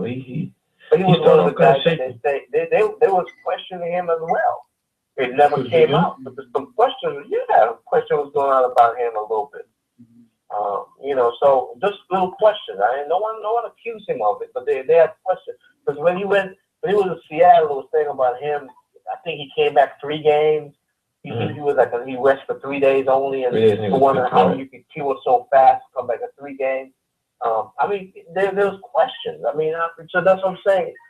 Everybody, I don't think guys from the media who have never played a game should be voters. I think the voters should be should be ball players. Experienced retired ball players. Retired ball players. I really do, because the writers, they just hold things very personal. Eddie Murray should have been in the Hall of Fame. Now he came short every time. They still. I mean, he's off the ballot now or what? But I mean, it's been. So certain time you'll take you off the ballot and probably put you back on again after a certain amount of years. And then people vote you, then they can honorary vote. Right. Yes, yeah. Because I think Larry Doby, the guy that just passed away last year, the second black ball player to the from the Negro League, he had won a couple times and didn't get in, but I think just before he died a couple years ago, he did get inducted into the Hall of Fame. So, but certain guys, like you said, this should be a no-brainer. And certain guys, you think, but like you say with Griffey, then you start talking about back to Pete Rose again. He holds every record possibly. He's the number one hitter, most hits, most plates. His record, his resume just goes on and go on. Like Coach was saying, you can't take away his baseball awards, but it's hard to separate. Now to separate the gambling aspect from the field aspect. If there's a way to say, hey, he's getting inducted for his baseball, that's separate. But like you said, if it's linking the game with the gambling, then I guess it's kind of tough. Even though I feel he should be in there hands down, because everybody deserves a chance gambling. And it wasn't like he was trying to throw the game. Like you said, most times he's betting on his team. And but the way Coach put it, I never looked at it like that. I guess he can't control the game. So like he may know who's hurt today. Like you said, I got my ace got a pull hamstring, so I can't put Johnny Bench in. So boom, we might have a chance to lose. I didn't look at it like that. What he's saying, you being the manager, you can't predict the outcome, but you got a chance to know that you might not blow him out today. If your ace pitcher got a bad arm, he might only pitch 2 innings or something like that, or what I'm saying, or Rafael can't play outfield today, so I know 3 hits are gonna be going out the lineup. It's gonna be a close game. So I didn't never look at it like the way the coach analyzed it. But I just know know the way we know of Pete Rose. He's a hard player. I don't think he's playing to throw the game. I don't think he was gambling to say we're gonna lose tonight. I think he's out there. So to me, I think he should be in. Because the scandal. What happened back in the days, they throwing the game. They bet on losing the game. So that's something totally different, So, but I think Pete should be put in with all the accolades he got. His resume speaks for itself. I think he should. I think he paid in debt to society. Like I said, if they want to put an asterisk to his Hall of Fame, it's fine. And then just put, that he was suspended or expelled from the game because of, like that. Mm-hmm. You just want to put the fine print. But for his game, you cannot take that away from him. This man played harder than anybody, and he played with or against, Yeah. You see some of that, they show the highlights. When they show the highlights of when he dives in the second, he's up in the air like 3 feet up. When he comes down, he's diving. He don't like slide at the back. He dives up in the air and comes down on his chest. He's in the game like I slid in the second base because of Pete Rose. Yeah, it's true. I'm like, wow, I used to love that. I used to love diving in the first second base. People say I couldn't slide foot first. I didn't know how. I still don't know how. I can't teach anybody to slide foot first. Slide foot first. Yeah, it's different. I can't tell you to slide feet first at all. You don't know what foot to put down underneath you, or you'd be trying to confuse. I have no idea. I almost broke my ankle my rookie year. I slid, and man, my ankle popped, and I sit out the whole year for trying to slide foot first. Feet first is a hard thing for me. Like some of these quarterbacks who they're trying to say, you got to slide. Some people don't know how to do it. I never knew how to do it, but I can pop up faster than you who slide feet first. I can slide head first and pop just as fast as you can. Because if that ball passed the base, I'm gone. Gone, yeah. Remember, a lot of times they used to argue. You remember they used to argue with us talking about how you get there first, sliding and diving, and we're going to first base. Some people, I think a couple times you dove, and I did it several times. John and Di, they said, no, that must be momentum. But if you already got your mind going that way, you're running. Sometimes we used to dive over first. The guys that don't do that, they said you miss your stride. But to me, you get there just as fast. They say it's somebody's opinion, but like you said, a lot of times that diving, Get a lot of bases down. I like that. Hey, we got a 4-4-2-2. I think that's your favorite son. Don't say that. That's your favorite son calling in now. 4-4-2-2. Tracy. Go right ahead. Hello. I think she mad at you, Raphael. She don't want to talk, maybe.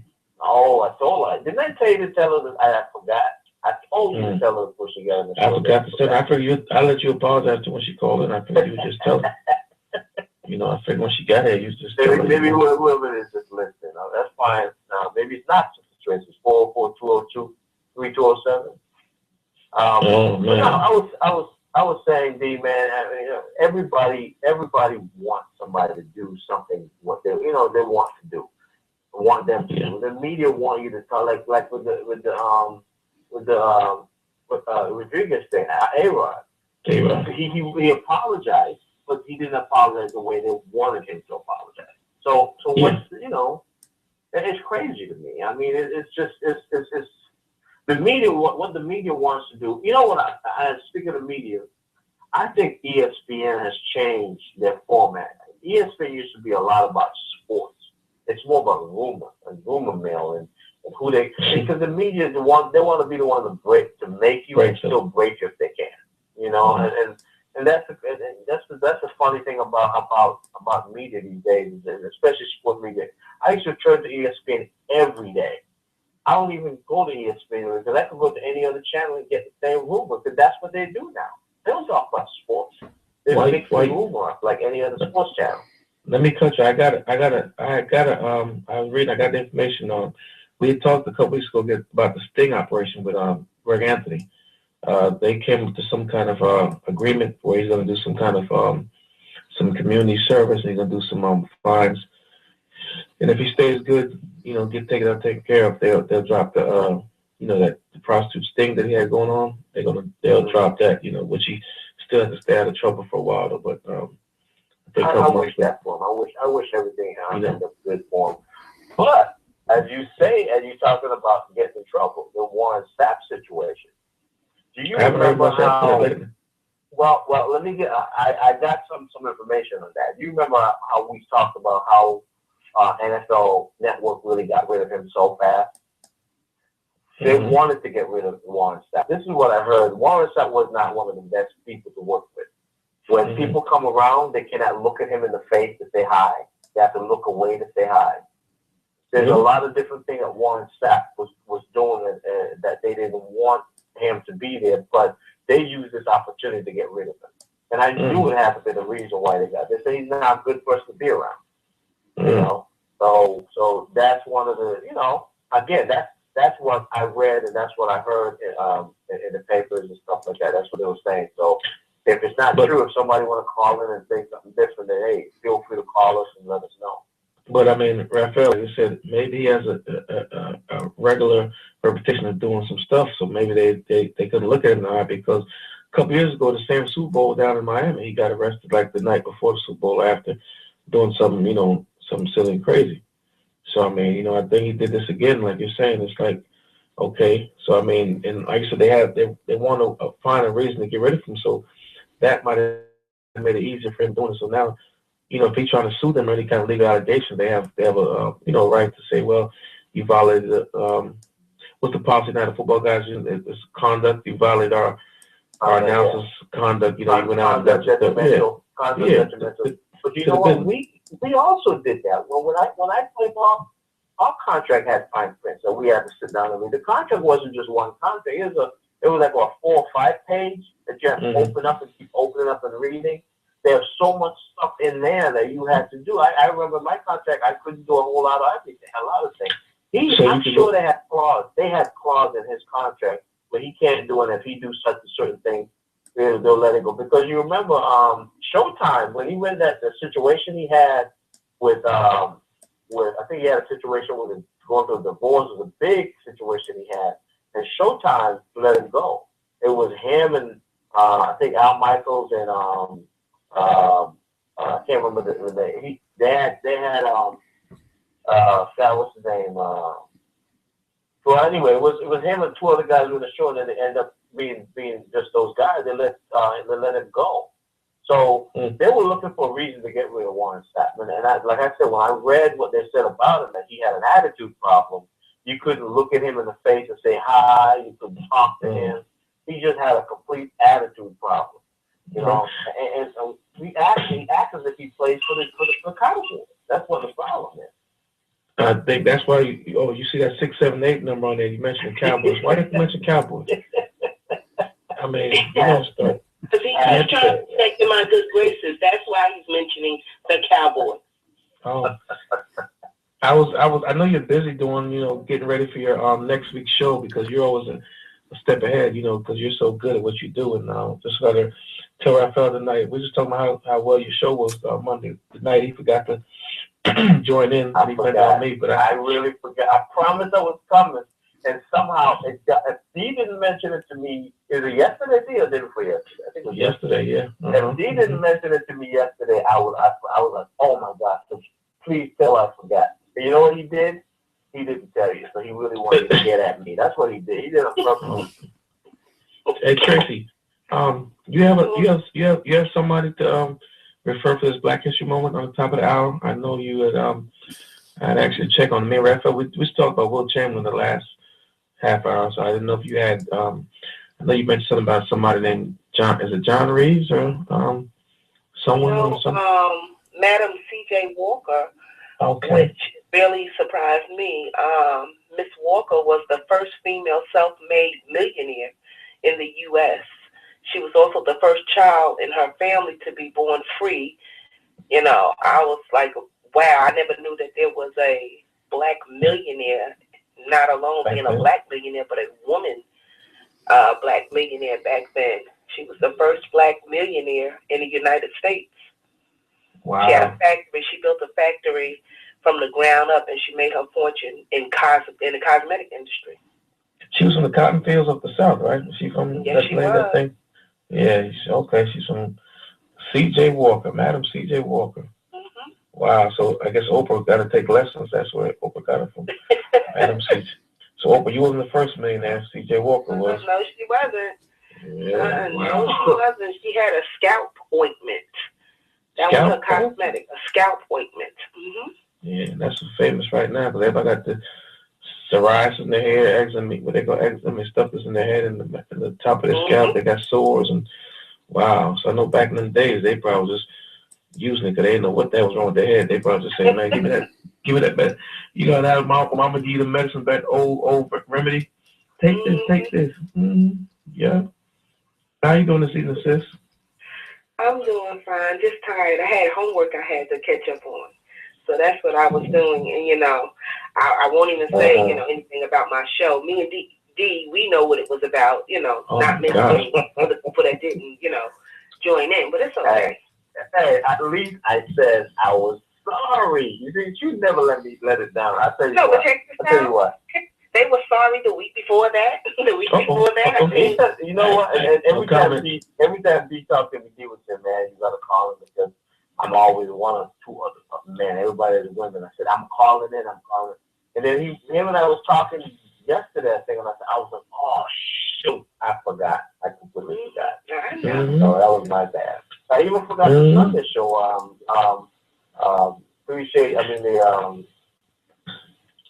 Shades of Mandingo. I forgot that show as well. So I'm so sorry. I was sick. You couldn't even stand up, but I called in Sunday. Yeah. How about the boss? How about the boss just said that she also did the straightening comb and the hot comb, the same CJ, the lady, Madam CJ. Yes. She's also known for the straightening comb and the hot comb. That came from the boss, Dr. E. Yes, Dr. E. Thank you. We know you're listening out there. She should have invented grease too, because I remember back in the day when my mom used to do my sister, all I hear was the sizzling. Yeah, because they was getting their hot. I was one of those people. I'm like, cooking or what? Every Sunday I sat in my grandmother's kitchen, every 2 weeks I sat in her kitchen and got my hair washed and hard pressed. And sizzling. If you move, they would hit you in the back of the head. That's for your good. It's for your own good. If you move, you're getting burned. Oh my God! You didn't move. I've heard my sister so many times. Ow! You know, and my mom told you don't move. I was giving Raphael a little rundown of what you had talked about. What's your topic for next week? Oh God. Wait a minute. Our kings learning to love their black queens, something like that. How kings learn to love their black queens? Our kings learning to love their black queens, and loving them and respecting our black queens. Yeah, I know Doc will be on that. I know Doc will call in. Doc will be right there. Talking about kings and queens and love. I think you brought out the best in Doc. She does so much for you. Huh? Oh, she does so much for you. I think that was the best hookup I think we could have got, Doc, because she be so excited now when she does Tracy's show. I look on my Facebook, I see these pictures of Tracy leaning over with a book behind her, talking about love after 40, and then she got Tracy with these pictures and stuff looking on. She doesn't do that for us. I don't even know what I look like. I don't even know what I look like. So she promotes Tracy. She don't know. I don't even. Oh, you look like me. I don't even know what you look like. Yeah, we don't see pictures of us, Yeah, people see Tracy now. Tracy's a big celebrity, right? She got women calling in that's over 40 and 50, and they be trying to call, and I think they get their second wind because they be like so happy to talk about. Well, girl, this guy and older men. I'm listening to like. Last week, one lady, Tracy was telling about the cougars at what age you should have an older tip. Well, 10 years is okay, but I don't want to go beyond 10 years. I'm like, you guys they like these little young men. They know these young men. There's no Viagra, so young men they don't need the Viagra. They just get the young guys to stimulate them. So let me give you the correct title of my show. It says "Teaching Our Kings How to Love and Respect Their Queens." Oh. That is what so you're teaching I'm coming on Monday. I don't know how you're going to teach the king. I'm going to teaching the queen to learn the king. I mean, to treat the king right. Whatever. I'll be on Monday, trust me. I have to be on Monday. Now you got my juices flowing now. I'm swinging. The boss said, while we're here on only doing station break, you listen live to CRS Radio, live at Sports Chat.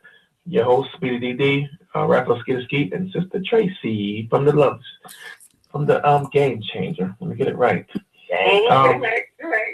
Raphael, the doctor said don't get to mention the guy from the Netherlands, but I told her we did. But just give him a shout out again. Go ahead and mention that young man that's been listening to you way in the Netherlands.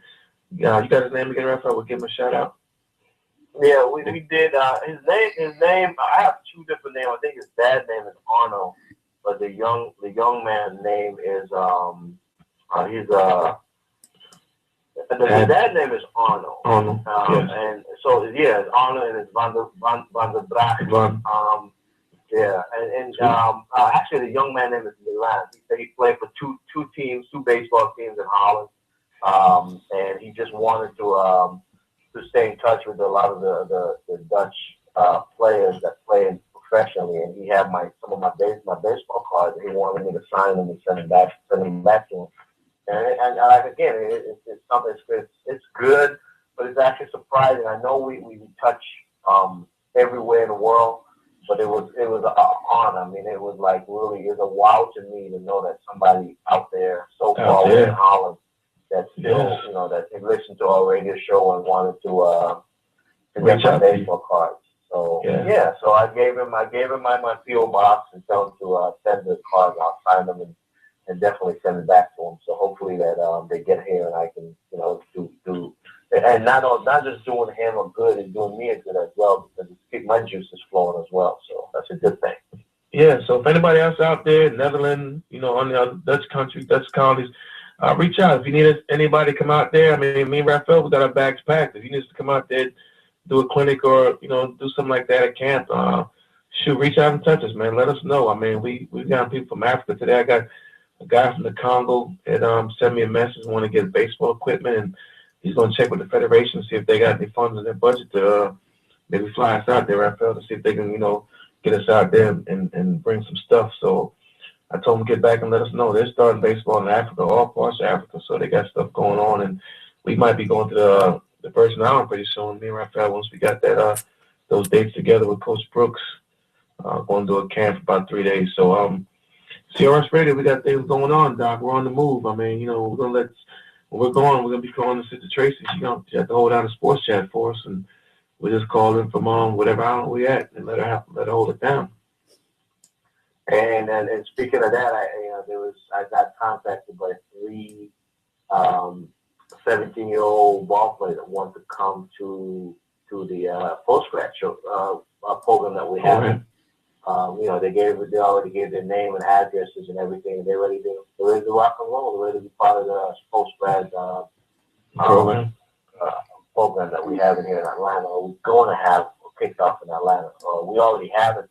The season starts in August. So, there's a lot of stuff we're doing, man. We're doing some good things. Again, I was telling someone the other day, I said, this is not something new, because I remember when myself and Dee played ball, we would come in like 3, 4 in the morning, 5 in the morning, and we still get up at 7, 8 o'clock, man. Go to middle school and high school and speak to the kids, say no to drug programs and all that and stuff like that. And we did it for free. So this is not something new that we're doing. We love promoting kids and talking to kids and make it happen. Sometimes we don't want to get up, but we promise, and that was our commitment, and we follow our commitment. And yeah, that's a good thing. You're right. So we're trying to keep it on this level now. We're doing it on the older level. Kids in high school. We were trying to go to Atlanta Sports Academy, which that didn't work out. So we're going to help and start our own post-grad program, which we, if there's any kids out there now, parents, wherever you listen to, if your kids are having academic issues and they're behind in some of their grades, their SAT scores are low, come November, we'll have a program up and running. August up and running in Atlanta, Georgia. Just reach out, give us a call, 661-467-2407, or go on our sports chat Facebook page, or anywhere you can reach us, CRS Radio, email, reach out and touch us, and we'll see if we can help your son. And D, what we're gonna do is next week on the show, we'll definitely have a email address where these kids can call in. Can write in. And again, this is not what we're trying to do. Is the kids who feel as if they didn't get the right look to go to college, or maybe they felt like they had to tweak a little bit more to go to become a college athlete. This is an in between high school and college. We're just getting you ready for that step. And that's what our job is, and we want to do this for you guys, and we're going to give you guys a permanent email address. There's maybe 2, maybe 1, but we'll give you email addresses next week. Look forward, parents, if you guys are listening and have kids out there that you think that didn't get the right look, maybe they were under the radar and didn't get the look that they're supposed to get, that they're good athletes when they play baseball, just email us their names, and we'll talk to them, and we'll get them in the program. And we'll get them on the college. We'll get them in the college. If it's not a Division I college, it could be NAIA. It could be MEAC. They will be in college. Yeah, we'll get them to Black University, CIAA, MEAC, so SWAC. We'll get them in there. Like I said, we had a busy week this week, and I know Rafael was down in Stockbridge doing a clinic with some kids Saturday. I was in Alabama down there with Piper Davis doing a clinic. Rafael, tell some more people out there, our fans out there on CRS Radio, how the clinic was, and what did you run across, or what did you see as far as the young kids out there? The clinic went well. You can look at a lot of the kids, almost all the kids, that they want to play the game. You can also see a lot of kids that the talent level is high, but then how can I say it? What they learned so far is not where they should be at this point. So with us doing what we're doing, we're tweaking them and tightening it up for them. If it's running, if it's hitting, if it's fielding, we're trying to combine all of that together, because to be honest with you, and I hate to say it, but I have to say, Dee and myself went to the highest level in the game, so we know what these coaches are looking for, so we can teach your kids the fundamentals of what is expected of them. Some kids come from high school and don't even know what it's like to go to college, don't even have the oomph to go to be a college ball player. So our job is to get them to that other level and teach them the fundamentals of how to catch, the field, the run, and all that good stuff. So that's what we do. And these kids are bright-eyed, bushy-tailed, eyes wide open, ears wide open. and they were taking in everything that I say, D. It was a pleasure just doing it. Oh, that's good, man. I had the privilege this week for Andrew Dixon. We had an article came out in the local paper here in Ocala Thursday about us helping giving back to the inner city kids and helping the kids learn baseball and also trying to bring the kids to Jamaica. So they did a little article and explaining how we're trying to. So I thought that was a nice thing, especially when anytime you get into this predominantly white newspaper, and you get yourself, and even if it's just a little article, it's a blessing, it's a step. This is Black History Month, so I gotta emphasize that it's a step, it's an honor. Yes, it's so some folks have did see the article and mention it and call me and say, hey, that was a nice story they put together. And it's like Raphael said, sometimes you gotta be careful what you say and how the reporters write it. So in this instance, in this aspect, they pretty much wrote it pretty straight to form. It was pretty good. It gave confidence to people that deserved it. So it wasn't something that was bad or something that hurt us. So I appreciate that. It's very good. And then at the same time, went down to Alabama Saturday. We didn't get a chance to celebrate Doc's birthday. Everybody was busy. Me and Raphael was busy. We missed Doc's birthday, so I guess we had to make it up to a Raph. We didn't get a chance to celebrate Doc's birthday. So, but I was in Alabama, and we had about 12 to 15 kids, but we was able to, me and another gentleman named Andre, another major league guy, worked pitching with the kids. I worked with outfielders. And like you said, Raphael, these kids, there's certain things they weren't getting before, and I was able to, one or two little pointers that might have helped these kids. Hopefully they'll remember when the summer comes and their fathers were there. And I really liked that. There was some fathers that was out there watching, and they was appreciating that I, took the time to help work with their kids. And, like I said, we're doing this clinic just free, just doing a clinic for the community to help the kids. So, I thought it was very, very good. And hopefully, the kids, it'll rub off and they'll continue to get better. And then hopefully in July when they play the tournament, we go down there and watch these kids and, see what they've learned. So it's a really good thing. And like I said, I was just happy to be able to do that for the weekend and help these kids. So that was kind of cool.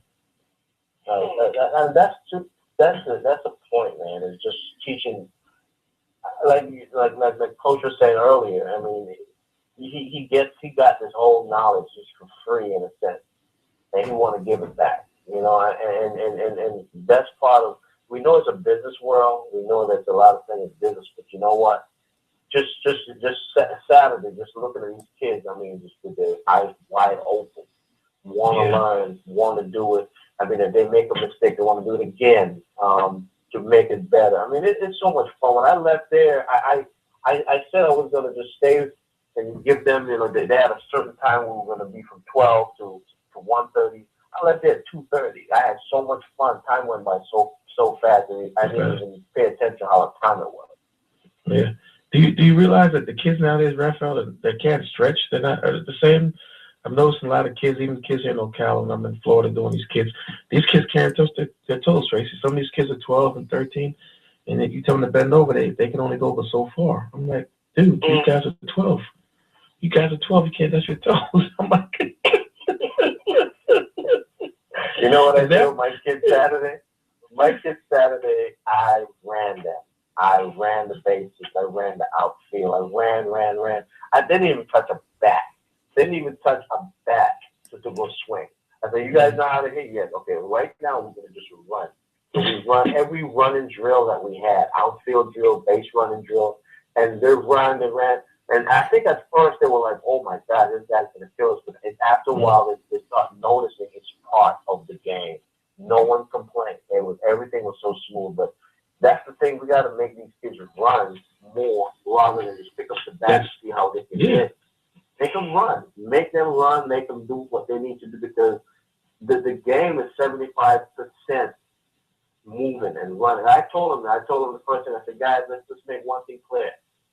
What are we here to do? They said, play baseball. Okay, we're not golf. We're not here to play golf. So if I say go pick something up and go get some, run it back. Don't walk. Mm-hmm. Those kids run for everything as I ask them to do. Yeah. Because I let them know the mentality. They got to put that mentality. This is a game that you have to, And you gotta let them know that it's not gonna be fair and it's not easy in this game. There's always somebody behind you trying to take your spot.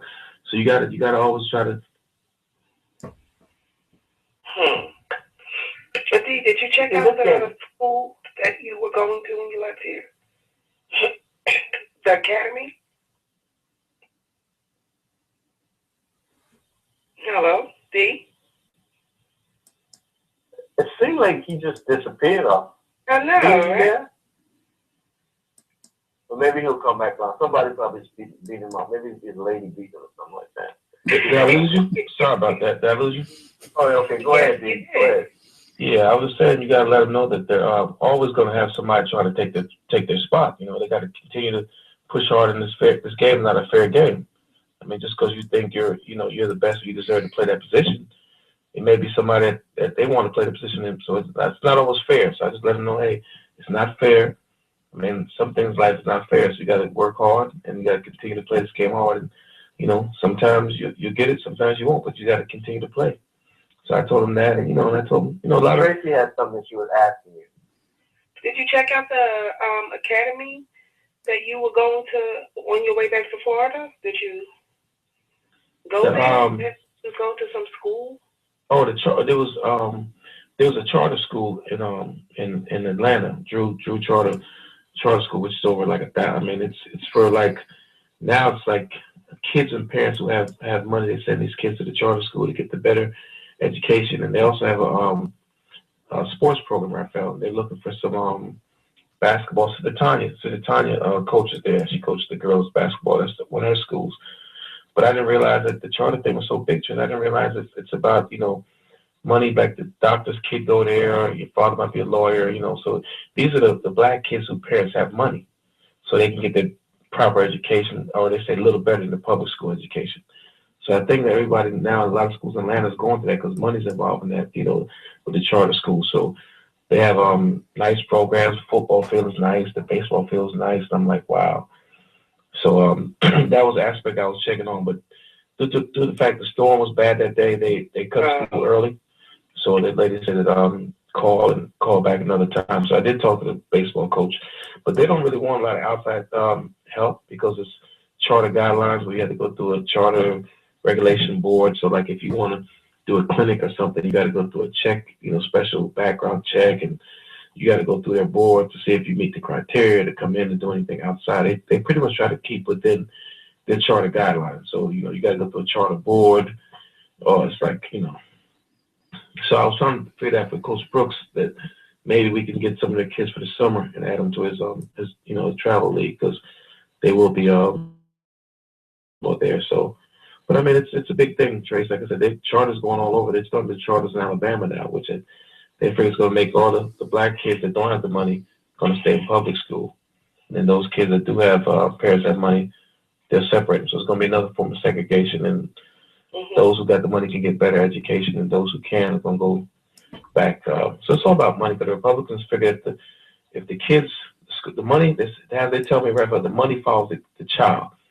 So if your child is, each kid is valued X amount of dollars or whatever. So if your kid is going to be going to somewhere else, that money is going to travel with your kid to the school. So, it's all about money. Money. So that's how they. It's kind of sad, but it's true, ain't it? Yeah, and they're going to pass a lot of schools in Atlanta now. There's going to be a lot of charter schools getting done in Atlanta, from what I hear too. So I don't know, but that's what's going on. But like I said, we did have a good week. I mean, some folks was able to. Like the Trace was able to stay at home and relax on Valentine's Day and cook their loved ones dinner or take their loved ones out to dinner. Speaking of that, what did you do about me and Raphael was out playing baseball. I know Raphael's kids and their family probably didn't get a chance to see him much, but I think Sister Tracy did something. What did you do, Sister Tracy? Oh, I had a couple over for dinner, but I was sick as well, so I had dinner with them, my husband and the other couple. Excuse me. Oh, and I sat there and I didn't eat because I was sick. Wow. So that was my Valentine's. Wow. Raphael, what did you do for that? You was out coaching kids, right? I know your Valentine was out. Yeah, I was actually working hard, coaching kids, while somebody was cooking, having dinner with couples, Yeah. I think the doc, she stayed, and I had her Valentine's and her birthday at the same thing. I think she had a lot going on. I think she was on the air that day when I called. I think she was on the air doing her thing, and she was just in a rare form. She was giggling and laughing all over. So I don't know what Tracy does. She probably was thinking of shades of Mandinga. That's why she was I think since Tracy got with her, I think Tracy done stimulated Doc to another level. You know, she's starting to just feel all kind of Doc should have called in on for that segment. I wonder, did she call about the 50, the Cougar? Did she call and make any statements that night, Tracy? I don't know. I left it. No, she was on, but I don't think she didn't say anything. Doc wants to see, I guess, if I can handle my show, so she just sits back and she makes sure, that I'm doing the best that I can do.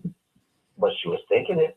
I'm saying I'm surprised she didn't think to get the call in, because Tracy made a comment about some women like younger men because they make them feel vibrant and feel their youth. So I was just wondering, I'm surprised that didn't make Doc want to call in. I was surprised, because that was a nice statement you made, that, some women at their age, one of the younger guy could make them feel young and vibrant. So that was kind of a nice thought. So I was surprised that the big Doc didn't call in that night to say anything, Yeah.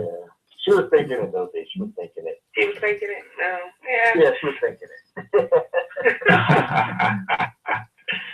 That you better call in and represent yourself, but we're going to talk about you until you do. Doc is Doc. Doc is like, just like you said, Raphael, she's Charlie. And nobody ever sees Doc. She just pops in and out. That was Charlie. Yeah, she's out Charlie. Hello. Hello. We're going out the air. So like I said, we're surprised we got some people from Netherlands and Africa, and like I said, we just got to continue to keep pushing this thing. I got an email today that they've worked on the baseball field in Jamaica. The gentleman said they should be almost done. I'm going to make a trip down there March the 8th to Jamaica for a couple of days and take some supplies down for the kids and some baseball gloves and stuff like that, and uniforms. So I'll take a look at the field, and Mr. Plump, the guy that runs the Piper Davis, is going to go ahead and sign on my Jamaican team under his umbrella of Piper Davis. So he's going to go ahead and do the So that thing will, So and he's going to he gave uniform. So what that'll do now is we'll have a basis, a league. So once they play there, now they can get involved with these African American tournaments end of the year. He'll help get the kids to come, here or whatever. So that'll be good, and they can play games in Jamaica. And then when it's all over, he'll get a team and invite a team up to come play. So that's a start. So like I said, things are going to open up. We talked to a guy from the Bahamas a couple of weeks ago, and he's going to even come up to Alabama in July, and he's also going to come to Jamaica. So we got some things going on. So like I said, Coach Brooks and Coach Fred, their program, their Piper Davis program, is opening up the doors for a lot of things. I think they're also doing something in Puerto Rico, from what I think Coach Brooks says. So they're getting. I think we're going to say more next once Raphael get it all set up. I think Mr. Fred. I'm actually working on that. I had a couple of phone calls this week talking to one person, so I'm hoping that person can spread the news. They just implemented a government, I think in December. So they're still trying to get stuff going and who's going to do what and all that kind of stuff. So, it's one of those things that once one island or two islands take it over, everybody's going to see it and then start following. Right. Trust me. Right. Jamaica, you start in Jamaica. Once they start seeing that, they're going to go with them. And, we've been playing baseball before Jamaica. Where Jamaica's at. And it's going to open that gate, that little gate.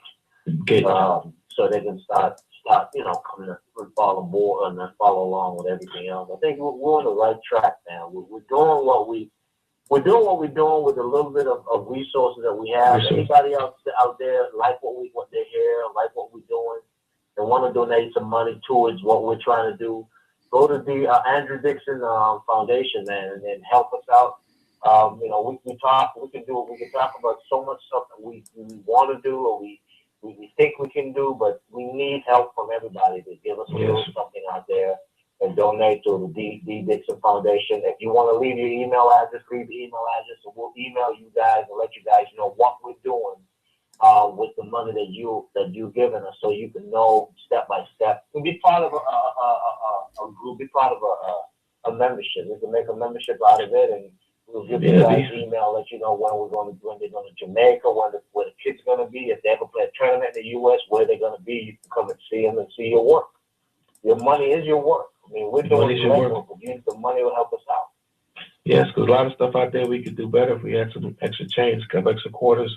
Quarters turn to dollars, and dollars turn to more dollars. So, and like I said, what I noticed with Tracy and Raphael the other day, when Raphael mentioned this about a year or two ago, we're gonna get this mentor program started because I realize there's a lot of young black kids that need somebody, just have somebody there to talk to, have somebody there to reach out to. And a lady had called on the phone speaking to my brother, and she said she got her son just got in trouble. I said, man, he just needs somebody to mentor him. She just got divorced from her husband. He's not playing baseball no more. He played 1 year. She said, because his grades are bad. I said, well, let me mentor him. She said, yeah, come on, get him. I said, well, all right. Like we said, we just say $10. You sign up, $10. We give him a shirt, and then we'll check on him at school periodically.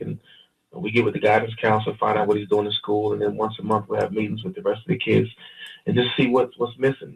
See what we can do to help them, or what's missing, what's your parents not doing that we can do to help, And also, like Ms. Tyson said, bring the parent there with them. We're not just going to mentor the child, but mentor the parent. Because a lot of these parents are young, and they don't know what's going on, and we need to have them there when we mentor the child at the same time. So, like I said, a lot of kids out there need help. They're just reaching out for somebody to help them. So I think this mentoring program is going to be really nice. It's going to help a lot of kids that, not just single parents, but, a lot of kids who just, need attention. But what the funny thing is, though, we all had a little bit of mentoring. I mean, it was different because back in the day, like, earlier, Coach McCray talked about how a village raised a child. We had mentoring out there. Now it's so much different. You can't hardly do much. But I think, like I said, if we have a unit where, they could pay maybe $20 a month or $10 a month, but we will always be there for the kids. We'll talk to them. They know how to get to us. They may not want to talk to mom or dad. They can talk to us and say, hey, this is what's going on. This is what's happening. It's not about the money. It's about everything else. And we got a 347 online. 347, welcome to CRS Radio Live Sports Chat. Who do we have the pleasure of speaking with us? Area code 347. Go ahead. 347. Hello, is this Andrew? Yeah, this is Sports Chat. This is Andrew Skeet. This is the Tracy. Come on in. This is Steve. This is Steve Manderson from Sports Tuesday. No, this ain't my man Steve Manderson. This is Steve. Yeah. That's Steve. You got it. How you doing? Hey, we're fine, man. It's good to drop in, man. Steve has a radio show too, a sports show. And what's going on, man? We'll hear from you in a minute, man. How's everything going out there? Everything is good. Everything was good. I'm sorry I missed. You were talking about Pete Rose, I guess, and trying to decide whether he should be inducted in the Hall of Fame. Yeah, Steve. Give us your opinion, man. What you think? I think he should be in. I think 25 years is enough punishment. Yeah. I mean, 4,256 hits will not be broken. I don't care what anybody says. It will not be. We will all be dead. Our kids will be dead. Their grandkids will be dead. No one's breaking it. Right. And Steve, this is Raphael, and I agree with you. I think he should be in the Hall of Fame. I think he deserves to be in the Hall of Fame. I think whatever he's done, yes, it was wrong, but it does not take away from what he did on the field. I mean, this man gave everything he had on the field. Everything. I mean, he made a bad mistake. But I think 25 years of paying for it is enough.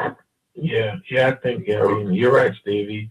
We all said that. Me and Raphael was saying that we had a coach, Tom McGraw, called in early and said, I mean, the feats that he's accomplished in the game, I mean, hits and doubles and triples and most at bats, the plate appearance. I mean, he like I told her, only player to play. He played all 9 positions in one game. I mean, the guy's a phenom. How can you not? When you have a pitcher of baseball, you got to put Pete Rose up there. He hustled. He ran the field hard. He ran off the field hard. He gave everything. I mean, his uniform got dirty. I mean, that's how people should play the game. So I mean, it's a shame not to have him in there. And Raphael said maybe with the asterisk, if they want to put him in there, maybe stick asterisk by his name, but don't tarnish what the guy has done for the game of baseball. Hands done. I mean, when's the last time you saw a man in his 40s still going to third base or even second base head first? Nobody does that at that age. Especially these modern day players, they don't take care of themselves anyway. They'll try doing that at 40 years old. You might as well get the stretcher and head them straight to the ambulance. To the hospital. They're done for. I'll be the stretcher. Yeah, that's exactly what we just told about that.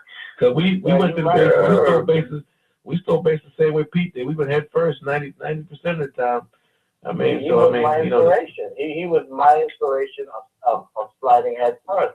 I mean, when Pete Rose slid, he slid 3-4 feet above the ground before he hit the ground. I saw him stealing bases, and that got me stealing bases. I was telling D earlier, I don't even steal today. I can't teach anybody to slide feet first. I don't know.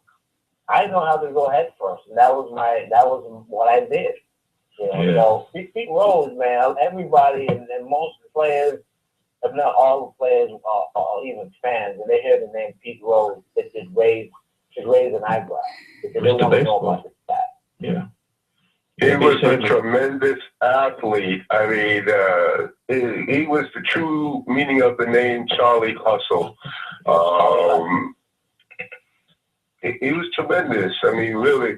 I mean, and I've always brought it up on my show. I says, look, you want to crucify this man continuously. You got drug smugglers in the Hall of Fame. You got drug dealers in the Hall of Fame.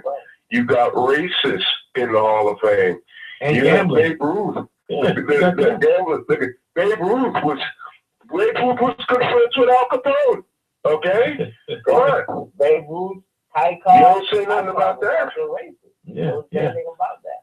I mean, everybody gambled. Big time racist. We got a little bit of time left. We got one other caller that's trying to call in at 301-500. Let me see if I can let them into their speaking word so they can join the platform here a little bit. 301. Who do we have a pleasure speaking with? Welcome to Caribbean Radio. The only person that calls from 301. 301. That's him. The Washington Redskins fan. The Washington Redskins fan. Don't ever say that. Don't ever say that. Don't ever say that. It's an insult to me and where I come from. Yeah, but the license plate is that area, so we got to. My license plate says New York Yankees. I say that. Hey Steve, he's a diehard Yankees fan. What's going on? New York Yankees. Yeah, how are you? Well, not saying something. Getting back to my man Charlie Hustle. It's like you say. The only guy who stole the base was 3 feet high, not sliding, but diving like he was diving in the pool. Only guy I know in an all-star game to take out a catcher. I'm talking an all-star game to take out a catcher. Oh man, I loved it. I mean, really. Okay. I mean, Ray Fosse, he had the wrong idea of Pete Rose that night. Yeah. And Pete made it look like he was stumbling, but he took the man out because he was blocking the plate.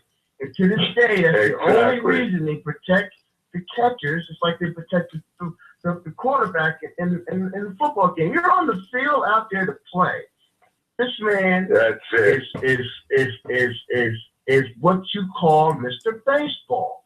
That's what I said Back too. in the day when they had the artificial turf field, which was a carpet, this guy, dude, it was diving. Never got hurt. Never missed probably a game. Played his heart out. And for what? A mistake that he made, got caught, but all these guys are making mistakes now. And let me ask you something. I'm going to throw a name in there, and I want to see if you guys feel the same way. I feel the same way about Pete Rose, but I'm going to throw a name, and I want to hear everybody's reaction. Barry Bonds. Barry Bonds? Barry? I had a guest on last week to talk about him, and he believes, and I believe that he was on something. I mean, look at his age, his final seasons. This man still hit over 20 homers, drove in over 80 RBIs. When at that stage of your career, your numbers should be declining. His never did. Something's going on. They're never going to do But anything about it. Yeah, so everybody's assuming he's done something, but no one proved it. But well, I'm gonna say it like this: the commissioner who got Pete Rose, unfortunately, is not here. The commissioner who was in there at this time is a totally different commissioner, or was a totally different commissioner. Right. And that's the way I feel about it. It's the commissioner's job to do what he's supposed to do. Back when Pete Rose, there really was no drugs or anything in sports. There was no steroids or anything. He gambled. Well, who didn't gamble? That we know of. That we know of. Willie Mays gambled. Willie gambled. Willie gambled. Yes. Willie gambled. Right. So it's the commissioner's job to do what he's supposed to do. To put a lifetime ban on the guy. Come on, man. Come on. I'm sorry. The But I guy tell you, played. if it wasn't for Jose Canseco's book, this whole idea of steroids probably would never have been an issue in the first place. I never would have knew about Mark McGuire or Bernays. You know what I'm saying? You never knew about Sammy. All And you know what? This is Raphael, and I think Jose Canseco did that because he felt that he wasn't relevant anymore in the baseball world. He wanted to make himself relevant. And the only way he can do that is bring other people down. Yeah. So You and Steve, what y'all think about I asked Raphael, that other guy that might be what about Roger Clemens now? What do you think it's gonna be with his Hall of Fame situation? What do you think gonna happen?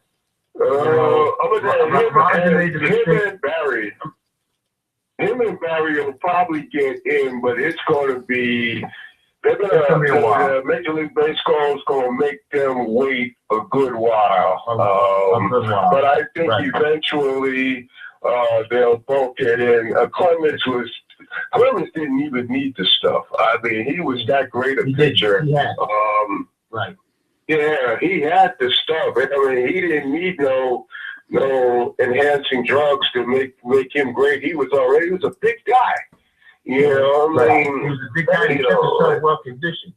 Hey, this Raphael again. Exactly. I said this a little earlier. Tell me if I'm wrong, because I think that when the guys were taking what they were taking, it wasn't really to cheat. It was to cure. It was to take care of their ailing body and come back faster. And I think it became something bigger after a while. But at first, that was not the intention. The intention was to come back to the game faster than the regular 9 to 5 guys. Because a lot of these guys, when you get in the major leagues or you get the top level of any sport,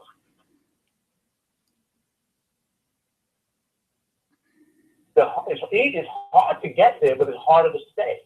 So sometimes they don't want to get that's right. So they want to. You hit it right on the head. Became something bigger. It's very hard to maintain that supremacy. Yeah. Yeah. What they call it performance enhancing drug. It does things for certain people at certain times, and once you don't take it for a while, you're not what you used to be. I mean, I'm not a fan of the team up north, and I don't say that team's name. And probably some of you guys know who that team is. Well, give us a state, and we'll tell you about it. I'll say it for you. What state is there in? Let me guess. Is it in Massachusetts? Well, there you go. You said it. That team up there. I don't say that team's name. If you look at you look at that guy called Big Papi. Look how much weight he's lost. He didn't have the best year that he had a couple of years ago, and it takes a toll on your body in certain ways. He admitted it, but him like they look at everybody else. Sure, Lightning-Rod did what he did, and I'm not happy about it. So I gotta see what he's gonna do this year. He's gotta prove to himself that he still has it. But it's certain players that are really, really big to make a statement. And they try to make a statement out of the Lightning-Rod. They did. Steve asked this question. Rod didn't fail the test, though. That's why I was asking why they got on so much. he never failed they to want to make an example out of the big time players. And the Lightning Rod was a big time player. Okay, he never failed a test. Not just he was a big time player. He was and you know what? Not just he was a big time player. He was one of the most hated players in the media's eyes. They did not like him. Well, not too many people like teams from the Yankees, players on the Yankees anyway, other than Derek Jeter. I'm not saying that. But I mean, bro, he allowed Dominicans. What happened? The same trainer, the same doctor that did all the 20, 30 other Dominicans did him. So I guess they were trying to maybe put a statement out there. I mean, a couple big time Dominican guys, they got suspended for 30 and 60 games, and I guess he was fighting. Well, you know what? Some of those guys took that suspension. Lightning Rod wanted to fight it.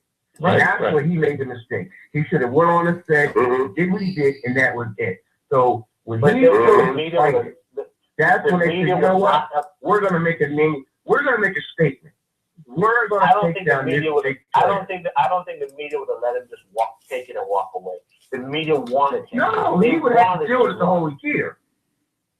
But what I'm saying, you know, with that team up there, Big Papi admitted what he did.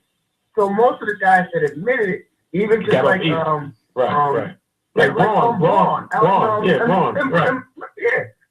it. He admitted what he did because he knew. Some of those guys knew the outcome, knew what the outcome could be.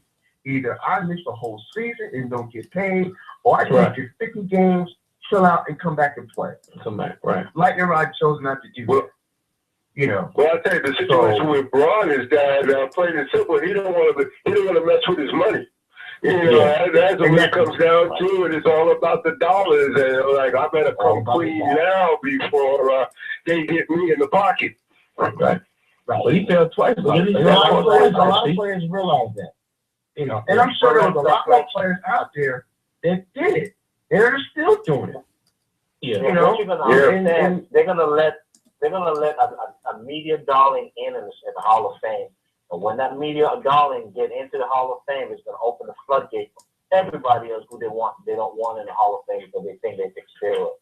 But they're gonna be someone that they're gonna let get in, and everybody is gonna fall right into that same get in there. Well, like I said, I don't know if everybody's gonna get in. It's gonna be hard, like you're saying. I mean, Barry's not even on the ballot. I mean, McGuire's not even being. He didn't even get no votes. You know what I mean? So I mean, it's gonna really be. He doesn't care. His voting gets less and less. Huh? His voting gets less and less now. It does. Yeah. He's sitting here over the last 2-3 years. He's got less and less votes. So he's regressing instead of progressing. So he may never get in. Right, but he feels good now. He came clean. He came clean. For the last couple of years, he's been on the coaching staff of a baseball team. Right. And I don't think he's coaching now, but he was like a batting coach. He was St. Louis. He was with somebody brought up, but he went to somebody else last year, but he was doing some hitting instruction. But I mean, at least he feels better now, I guess, because he finally came back and they let him accept him into baseball to be a coach. So he might not be as mad, upset because now he's not hitting like the other guys. Totally eliminated from the game. Right, like Palomero, like I told Rafael earlier. Well, you know what? With that guy, Palomero's going. You go with that guy. You go up there on Congress. He should when you put your finger at Congress. Right. He seems like it's fake with that. I don't think he'll ever get it. Yeah. He's still a thing alive. So he was never really much of a ball player to me anyway. He got a couple hits and that was it. Well, I think, but he has a lot of hits. He don't take kindly to DHs anyway, and that's basically what he did. What he was all his career was a DH, and there's never been a DH in the Hall of Fame anyway. So he's got two strikes against him. You guys have to understand that Palmeiro was not Palmeiro when he was a good player with the Orioles, but he was Palmeiro when he was with the Cubs. So you got to give him credit. He's a good ball player. I mean, you can't. He has over 2,000. He's a very good ball player. He has some stats. He has some. Yeah. Like I said, it's gonna be tough. But on a sad note, I just got an email real quick. On a sad note, Agent Peterson's 7-year-old son that was. Brain cancer. Just let brain cancer. Yeah, he's been fighting. So he's 7-year-old. Is that the one that he just that there was? That's because I know he had like two kids. One kid that he didn't know about that's young, and another kid that he No, but this is Adrian Peterson of the Chicago Bears. Oh, okay. Adrian Peterson. Okay. Not Okay. Adrian Peterson of what's her name? Okay. She said Chicago Bears. I didn't know there was agent. So there's two Adrian Petersons. I had to read it twice too. I just looked at it. It was on Facebook, and I said, "Wait a minute, it wasn't Adrian Peterson, but it was Adrian Peterson of Chicago Bears running back." Okay. Well, I got you, Steve, on there. Don't be surprised if the Vikings take back Peterson, though. Don't be surprised. It could happen. Well, you know what they said something. I think I seen there was an excerpt on ESPN something about him going back there too. Yeah, because with him and Bridgewater, I think they can probably make. I'm not saying they can win the Super Bowl, but they'll probably be in the playoffs. With Bridgewater is going. I'll tell you this: without him, they're nothing. You're right. Without him, they're nothing. What's going to happen to Baltimore? I'm telling you. What's going to happen to Baltimore? What do you think? Hey, did you guys Ray drop well, let me tell you, he didn't get a call. When he got reinstated on Thanksgiving and no team picked him up, it just told me that they're not interested in that type of an individual. So I'm not sure whether he'll have a job next year. I think he will. Ray Rice. I think he will. If he does, he's probably gonna be like a second string, third string until he can work his way back in. But what do you guys think about the Greg Hardy case that's thrown out of case court? Yeah, that is true. Greg Hardy, the linebacker for the Panthers. Oh, I didn't hear anything about that one. Oh, yeah. They couldn't That's find crazy. Yeah, I mean, they couldn't find the accuser. He actually paid her off. Wow, I can't believe that. Oh my God. What story is that? Bring me up to speed on that one. He was the linebacker. The linebacker he was Carolina Panthers that they suspended, put him on the executive list the whole year. Yeah. And he was found guilty the first round go around, and then the second time they couldn't find the young lady. She was gone. So but he paid her wrong. He paid her to go away. He paid her to go away, Steve? I think so. I think that's basically right. What it was. He paid her to go away. Ain't that simple? And she did. Now they can't. She took the money away. Yeah, they can't. Well, I believe it. It makes sense to me. It makes sense to me. I'll tell you. Take the money and run, huh? Yeah. That's what they do. A lot of money. Look at Steve. What you feel about the kids in Chicago? About them losing their stripping their talent? That's sad. That is really sad, and what's the blame on that is the adults that knew about this, and what you did, you took away a child's dream of being a champion, and I don't know how it's going to affect those kids as they get older in life, but for what has happened to them with that is horrible. That is very horrible, and the kids are, we're talking about the kids in Little League, Jackie Robinson kids, they took the belt from the kids because they said, they were recruiting kids from other districts they weren't supposed to. And they got caught out there. And I heard that they're gonna give them the ring. So they took the titles and they're gonna give them the ring, the championship ring. Yeah, they took the titles. Yeah, but it still doesn't. The pain, though, I don't know. The whole thing of you can keep the ring, but on paper you're not a champion. I mean, that doesn't make any sense either. You know what I'm gonna say this. It's if you go back several years ago when they had a team from New York, they had the one kid, I can't remember his name. His name was Amonte. And these guys played their heart out, and they went so deep to find out how old this boy was. Little League, and I don't take nothing from it. They basically want the teams from Japan. They want the teams from California. They don't want these inner city school or inner city kids to get the opportunity to do nothing. And when they do that, they want to dig so far. Well, this kid was not eligible, or they went from these kids in Chicago. They got these kids from different areas and made up this team to win. you shouldn't do that. Let these kids play the game and stop going so deep into how old they are and where they came from, and if they weren't original team. It's not fair to the kids. It's not fair. The thing is, it's not fair to the kids, but there's rules and regulation, and I think the adults should stick with those rules and regulations. Well, yes, there's rules and regulations, but when the teams, you don't hear about the rules and regulations until these teams are starting to blow people out. Right. Even with the girl that kissed this past year, they even try to do something about her. Yeah. Hey, D, just send us off, man. It's time to turn the go. Hey, thanks everybody for coming on, man. I wish you guys could have come on. Not a problem, man. I was glad to talk to you guys. It's been a while. Hey, you need to invite us all. Me and Raphael one night. Steve has a show. Steve, what night your show comes on real quick? What night is your show so we can... Sports Tuesday from 6 to, every Tuesday, 6 to 8. Okay, so me and Raphael come on one night and do some sports talk with you. Mr. Booker, thank you for joining in tonight. Mr. Booker, next time come a little earlier. We look live at Sirius Radio. Sister Tracy has a show on Monday night, guys, so you guys don't want to check it out. A lady show from 6. All right, so y'all call in, I think, from 6 to 8.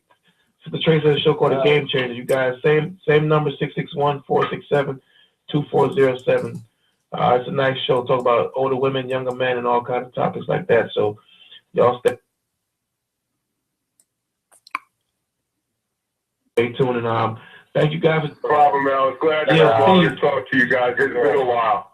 Hey, you need to invite us all. Me and Raphael one night. Steve.